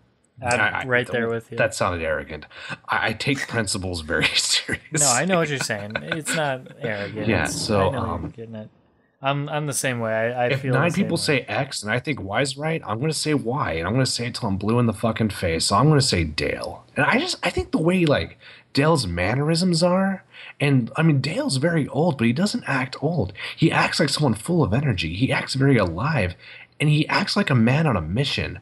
Herschel was dead before that fucker even fell over. I mean, he looked like he was out of steam a long time ago, and that good heart was all that was really keeping him going. Yeah. That's my take. But Herschel, I like her. I have a lot of respect for Herschel, but I'm going to say Dale, in my personal opinion. Yeah, those good reasonings. All right. Who do we think Justin is? See, this is a thing because, like I said, I don't know Temp that well, so I can just kind of spitballing. I don't know Cyborg that well. I'm just kind of spitballing, but I think that kind of works both ways. I don't think you guys know me very well. Like, and it's very interesting. Me and my wife have had this exact conversation a billion times, and she knows me pretty well. And I think you guys would be surprised with who she pegs me at. But I want to hear who you guys think. Yeah, go for it. I probably won't know the character, unfortunately. I'm gonna go just from our interactions alone. See, I'm a pretty good judge of character usually. I mean, I don't always need to see everybody in their day to day. I mean, hell, I fucking pegged Dale with Temp, so I mean, clearly I have some sort of idea. But I mean, And that was a long debate too among my friends, so that was a lot of fun. Yeah. So that definitely counts. But anyways, yes. I'll just take a couple shots in the dark because honestly, like I said, we haven't given this a thought completely on the spot. But between all the characters, let me think. I could see you as a Michonne. I could see you as... I could see you as a Michonne. I could see you as... Maggie. I don't know why I'm picking the chicks, but just bear with me. No, that's fine. Go for it. Michonne, Maggie. And I could see you as... I feel like I'm trying not to forget anything. I could see you as a Tyrese, honestly. You seem like a dude. You just seem like a softie. You seem like a nice guy. I mean, you can just tell in the inflection of your voice that That's so cute. You're not a dick. If anything, you would make like a dick comment, but it's clearly just out of fun to be funny. It's not like a dick to like have an underlying motive or ulterior motive to offend anything or anything. It's just you're just having fun. We just have fun together, and that's why ultimately those are the three I pick. Now, if I had to narrow it down between Tyrese, Maggie, or Michonne, I'd probably eliminate Maggie, and it would be down between Tyrese and Michonne. And, well, Bob wasn't bad either. But anyways, I'll stick with the three I chose. But I love Bob. Tyrese and Maggie. Tyrese and Michonne. Michonne's more of a badass. She does what needs to be done, but she does have a sense of humor, and she definitely has her lighter side, and she balances them really well. That's Michonne's whole character. And she has some issues, like emotional issues from her past, but she keeps them in check really well. So, man, that's her thing. Tyrese, on the other hand, big softy, but he's like the biggest fucking dude. He has huge personality, but at the same time, he's huge softy. But he can be a badass when he needs to be, but he's very soft about it, and he's not willing to get the job done, as we've seen. And it's like, man, I'm going to go Michonne. That's my final answer. Okay. So, what are your thoughts, and what'd your wife pick? You want me to go first? You want Tim to go first? I don't know if Temp knows enough to. Well, he he can certainly knows the try, basic characters, I think. He can chime in. He's not talking. Okay. I know about 5. I know Glenn, I know the governor, I know Carl, and I know Herschel and Dale. And even like Glenn, I really only know in passing, so I would say Well, maybe and Glenn. I think you- Glenn might be. Well, no, I think what's Daryl. interesting is here, I would say everyone's you're ignoring Daryl. Hold Rick. on. Okay, I was about to say you're both I'm talking sorry, at yeah. once again. Everyone's ignoring Rick. Like, Rick is an option. No, Rick is totally an option. Well, Yeah. I'm not ignoring Rick. I just don't haven't I'm see assuming you you, as a I'm assuming you know Rick, though. I definitely know Rick. Yeah. Rick is one of my favorites for sure. But anyways, I didn't ignore Rick out of not thinking about him. I ignored Rick because Sure. I just don't see you as that. Rick's well, I mean, I can kind of see similarities, but I still stick with the ones I chose. Rick would maybe be like a 4th or a 5th or something. Okay. But anyways, go on, Tim. I think Daryl. Like, I think actually you're a pretty good Daryl. I think you would rock out a cargo vest pretty well. Nah. I think just like, in the moment, good guy, but you don't bullshit. And I think not bullshitting is a good trait to have. Just kind of like the straight and narrow. You don't overcomplicate shit. You take sort of like a very healthy perspective towards things, and you don't get caught up in the bullshit. That's what I perceive thus far. Not only that, and to expand on the Daryl aspect, because I totally see where you're coming from, and I totally think that's a good fit too.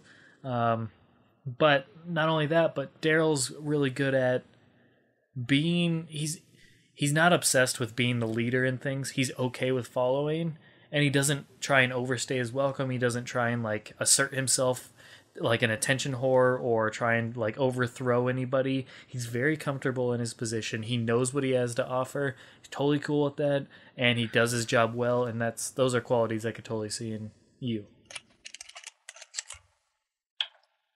He's the ultimate cool. team player. He is the ultimate team player, and I think Justin's very He is. good team Daryl player. is the ultimate team player. That's true. And so far, me talking to Justin about everything Netherkast that we've talked about and the things he's helped out with, he definitely comes off like that in a Daryl aspect. But anyways, go ahead. I'm curious. And he's not see. a tool either, because look No. how he handles the relationship with his brother. Yeah, no, he's totally not a tool. He's the dude that could stand up for himself when he needs to, but nobody fucks with him usually, and he's just cool, calm, and collected, figures shit out. But yeah, anyways, go ahead. Michonne is a really good pick. And that's something that, my wife has said, but way before that, and I would have to agree, I would have to go with like a very, very right now in the show, Rick. Wow. Interesting. Yeah, I'm the kind of person, like, when I'm around other people and everything like that, I'm very diplomatic, and I care what other people think and whatnot, and I try to minimize my own self a lot, but when it comes right down to it, the thing that I feel defines Rick right now is, I have to do this. Spoilers a little bit. He bit a fucking dude's jugular out. Yeah. And I mean, like, as soon as I saw that, I'm like, that's what you got to do, and I feel like I'm in that place too. And my wife has also It's a thrown funny around. response, by the way. It is. You see someone rip someone's jugular out, and you're like, "That's what you gotta do." I'm just like, It "Oh, is, what? That makes me but cry." that's a really good thing for a person, though. It's like he was watching. Spoilers. Yeah, well, yeah, just let's not go into that. He but was watching something that was Okay. going on at the time. let's just say and something he- really shitty was happening. Yeah, to and he his was like, you know group, what? and he had This to. is my one opportunity to do something. And he did it. That's it. That was the only option, and he fucking did it. And that kind of applies to me a little bit. And but my wife is also throwing around the governor for me too. Oh God, I gotta watch out for you. I have a very meticulous strategic thing whenever I want to, but no, I still at the end of the day I would probably go with Michonne. I think Michonne is a good pick, and like you said, Daryl is too. But like Michonne, she's just kind of she's very insular, but she's warming up to the idea of being a team player, and she is very much a team player, and she's attached herself to people a lot, but she at the end of the day she knows. She's still kind of her own person. She's very independent, but she's in the group, but she's also very independent, and she's an independent thinker, and she has her own ideas, and she's not afraid of voicing her ideas at the end of the day. And I think Michonne is probably the best pick right now. Yes. you get points. I don't know. I'm usually a good judge of character, honestly. I can usually smell bullshit from a mile away when somebody's telling me one thing and it's actually another. Honestly, I caught people so many fucking times. But anyways, enough about me. Actually, not enough about me because you got to pick a damn character. Enough about me. I think that's But anyways, you guys got to pick a character, and then I'll tell you who I think. I gave mine away a little too early. I think I would say you're Rick.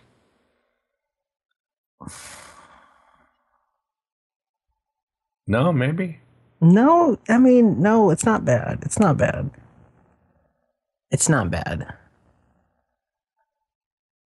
Okay, if Rick's your pick for fucking Cyborg, goddamn, I'm thinking about this way too hard. It's interesting to think about. Gut response. But I mean, I'm trying to think of all the other characters, the other archetypes I know, that are presented in this show. 20 characters over this series so far. And the other thing about the show is you got to consider, this is Walking Dead we're talking about, these are normal people, these are normal archetypes, but they're also these normal people that are put in this ridiculous ass situation. And it's like, okay, so if I had to imagine Cyborg in like a life or death situation on the daily, like what is his core self? You know what I mean? Like, I don't know. It's a weird thing to think about. That's why you just got to take somebody's personality and amplify it, and that's what you get, because it's really them just being tested. It's really scary because my wife has said governor about me. That's probably when she was pissed off at you. When my back's against the wall, it's like, well, maybe you're the governor. But for Cyborg, I'd probably have to say Rick too. Yeah. Who else would you pick if you had to pick a second? Because you seem kind of on the fence about that. You know what? Like you're not entirely sure. I think that you're also a Glenn. I think that you are dependable and you are positive. And those just feels like, say good things about me. Say good things. No, I'm not though. But like, I feel like, and honestly, what I'm saying is, I'm thinking more about Glenn. I'm just thinking about fucking Steve Yeun. I'm like, oh, Steve Yeun, you do such a good job. But no, like that's Glenn though, and that's why Glenn is so fucking rock solid. He is both super dependable and he's not just a fucking bummer. He's positive and he's like a giant support to everyone around him, and that's a great fucking thing. That's something like the fucking group needs, because especially in the zombie-apocalypse, you need all the morale boost you can fucking get, and Glenn is that. And yeah, so I feel like it's either Rick or Glenn for Cyborg. Good picks. I just feel like someone who has to make the hard decisions, and still, like, it's important that the hard decisions are difficult. He thinks about the hard decisions, you know? Mm-hmm. And I think that's a sign of humanity, is that you hesitate. I think the hesitation is important. You should hesitate in the hard decisions. If you're not hesitating, if the hard decisions are not hard, there's something wrong with you. That's a defect, in my opinion. Right. That's what makes Rick such a good character, I think. Oh, I love Rick as a character. Him and Carol, both. Carol these days. I forgot all about Carol. Neither of you guys are Carol, but yeah. Yeah, I don't know who that is. I have no clue who Carol is. And if you want my pick for myself, which I've never had anybody discuss this, so I wish I had other people's opinions that are closer to me, that see me the day to day, but because I'd be fascinated to see what they say, if it matched up to what you guys are saying or what I even think. But honestly, the two, actually, you nailed it with both Rick and Glenn, but I'd throw a Carol in there as a third, just because Carol has a bit more of a tragic Why? Why are you laughing? I'm just like, who the fuck are you gonna fucking set on fire then, bro? But no, It's okay. Go ahead. no, I was just gonna say Carol. The reason why I think I match up with Carol to an extent is because one, she's one that gets things done as well and She makes is, those hard absolutely. decisions, especially these later seasons. As people know, she made really hard decisions. She doesn't take them lightly. She's extremely emotionally affected by those decisions. It drives her nuts, but she does it and she lives with it because she knows if it's not her, somebody else has to. So she just fucking she bears that weight herself, much like Rick does. They're both very similar in those things. They do what needs to be done, no matter the shit they have to deal with. They still do it and they get it done for the better of the group, and they move forward. But Carol also has a tragic background. She has a lot of emotions. She came from a troubled place, a husband that beat her and shit like that. And it's just like, dude, I have had so many fucking relationship issues that it's not even funny, but that's just personal stuff between me. And I'm also a very emotional person. I take things, like I handle it, but also I take things very seriously, in that I take things to heart a lot of times. I kind of wear my heart on my sleeve, as any of the times I've talked to you guys and showed paranoia about certain shit, or, just dealing with fucking the corporate side or business aspect of the Netherkast bullshit. I take that shit seriously, and it bothers me when somebody disrespects me or this or that. So that's the kind of stuff that, that's where I relate to Carol in that way, but then she overcomes that kind of shit. But anyways, moving on. So I'd say Carol is a decent pick, but I'm passing her off, and I'd pass Glenn off because I do see, it depends. I could be either Glenn or Rick. Ultimately, it comes down to one of those two because it really depends what situation I'm in. If I'm in a situation where there's another person that's leading things, I'm a Glenn. If somebody else is the natural leader and they're like, I'm leading things, if I'm not like... Yeah, like, you don't want to take over or something. That's not your goal. Say I'm not the host of this podcast and I'm just, I'm just a co-host or whatever. I'm going to be a Glenn. I'm going to be the dude that's the team player, does what you need me to do, blah, blah, blah, and just be there to, make sure things are cool between people as much as I possibly can. That's what Glenn does. And he's positive and he tries to keep things going. That's where... I could be a Glenn, but in a sense where you guys know me as, trying to host this and keep things going, moving forward, etc., and making those harder decisions sometimes when it comes to stupid bullshit dealing, or just do we do this or do we do that, or what does this look like? I feel like I'm very much a Rick, and ultimately that would be my pick. And it's because, at the end of the day, I do what needs to be done, and also fucking Rick, he's a family man through and through, and I am a family man. I'm all about my family and friends, but ultimately it's all about my family for me. I'm huge into my family. That's the most important thing to me in life, is family and friends, not money, not success or anything like that. I'm all about just spending time with my family through and through. And that aspect is where Rick shines most, because he'll do fucking anything for his family. That's another aspect, but also just getting things done, and also because fucking...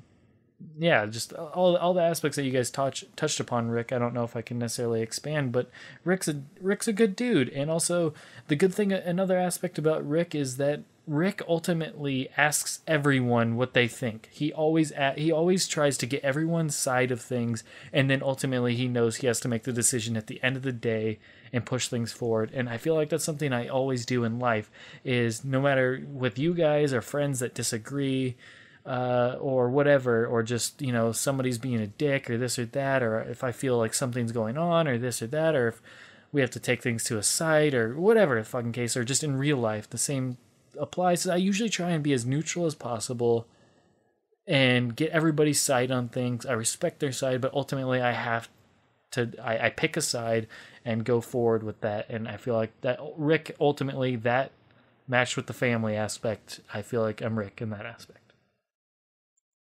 Rant over. And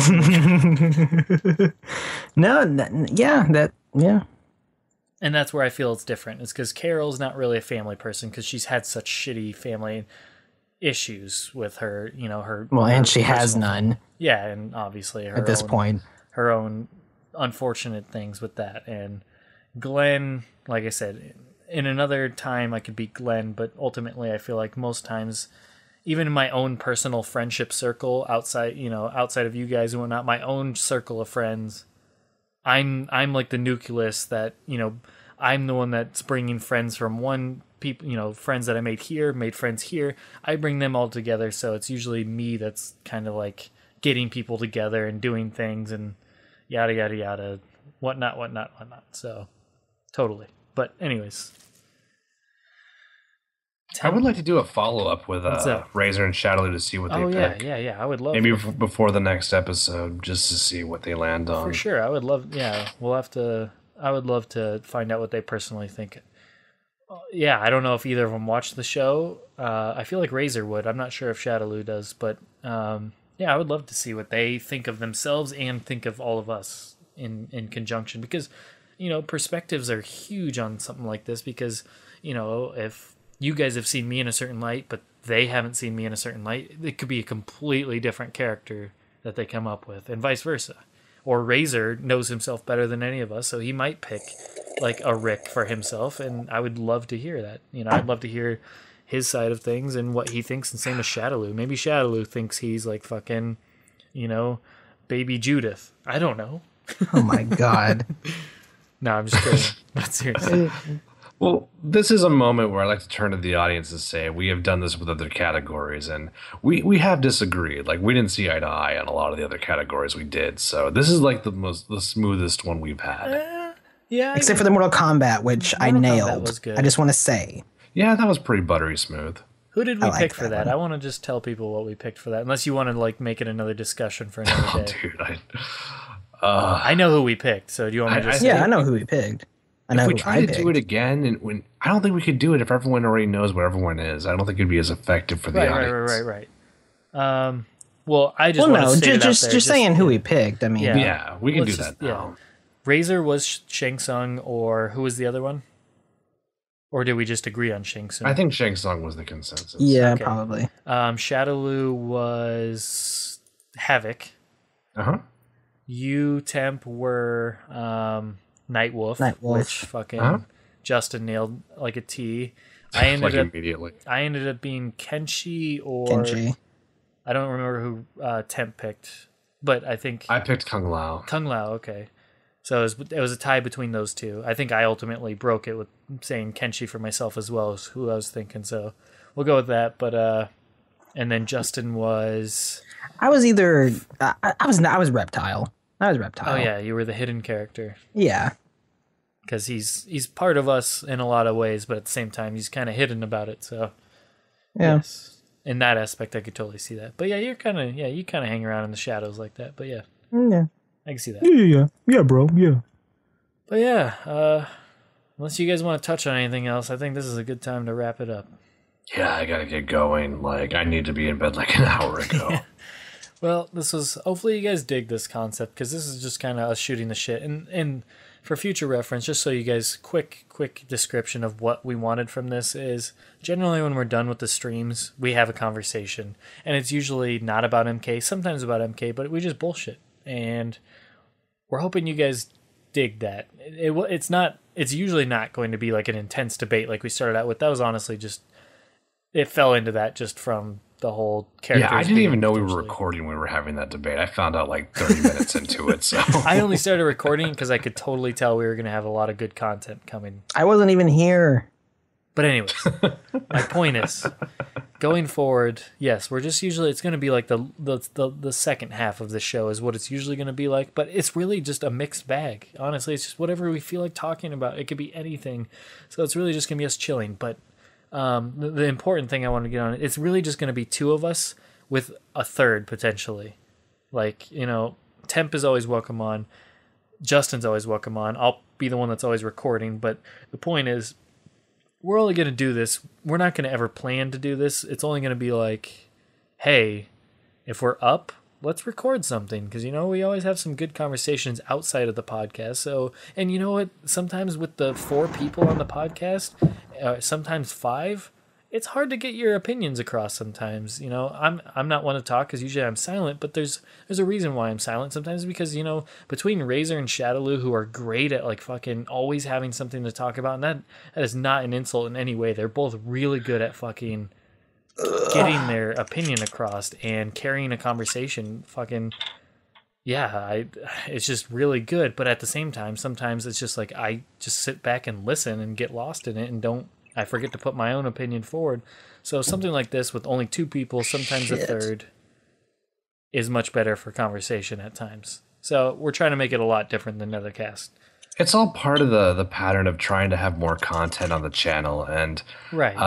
Me and Cyborg are up at these hours. Like these are my natural hours when I'm awake, because just I work till midnight. So yeah, I mean we're just trying to make the most out of the time as well. We're trying to get as much content out there as possible. We got so much stuff planned. And yeah, and getting Shadowloo and Razor on might be a little bit more difficult because for one, they're both an hour ahead of all of us, but on top of that, it's just where the fuck was I? I definitely want to do it though. Eventually, I would love. I'm a to fucking insomniac. This is my prime. What was I gonna say? Damn it! I completely. I don't know. Well. Oh yeah. Why are you stupid? No, I was gonna say that they're an hour ahead of us, but also the whole point of this is to not start until really late because I just feel like it makes for a different conversation pattern. Yeah. But anyways, the point is... Yeah, this is like the fireplace conversation of the Netherkast. Right, so if you dig us just talking about anything, sometimes MK, if we feel like there's stuff we haven't talked about or, we want to get in an in-depth conversation, but just whatever. Just fucking it's for bullshit and for fun, so don't take anything like this seriously. Hope you guys enjoyed it. And on that note, let us know what you think. Give us your feedback, because I'd love to hear it. If you want to hear more of this, we'll definitely do it more often. Because right now we're just going to do it whenever, but it's not going to be a planned thing. But if you like this, we might try and make this, once a week or every other week. We'll definitely do what we can. But anyways, let us know. But on that note, we're out. So goodbye, everyone, and good night for us because it is now 5:30 in the morning, 5:25. So hopefully you enjoy this. Bye. Later.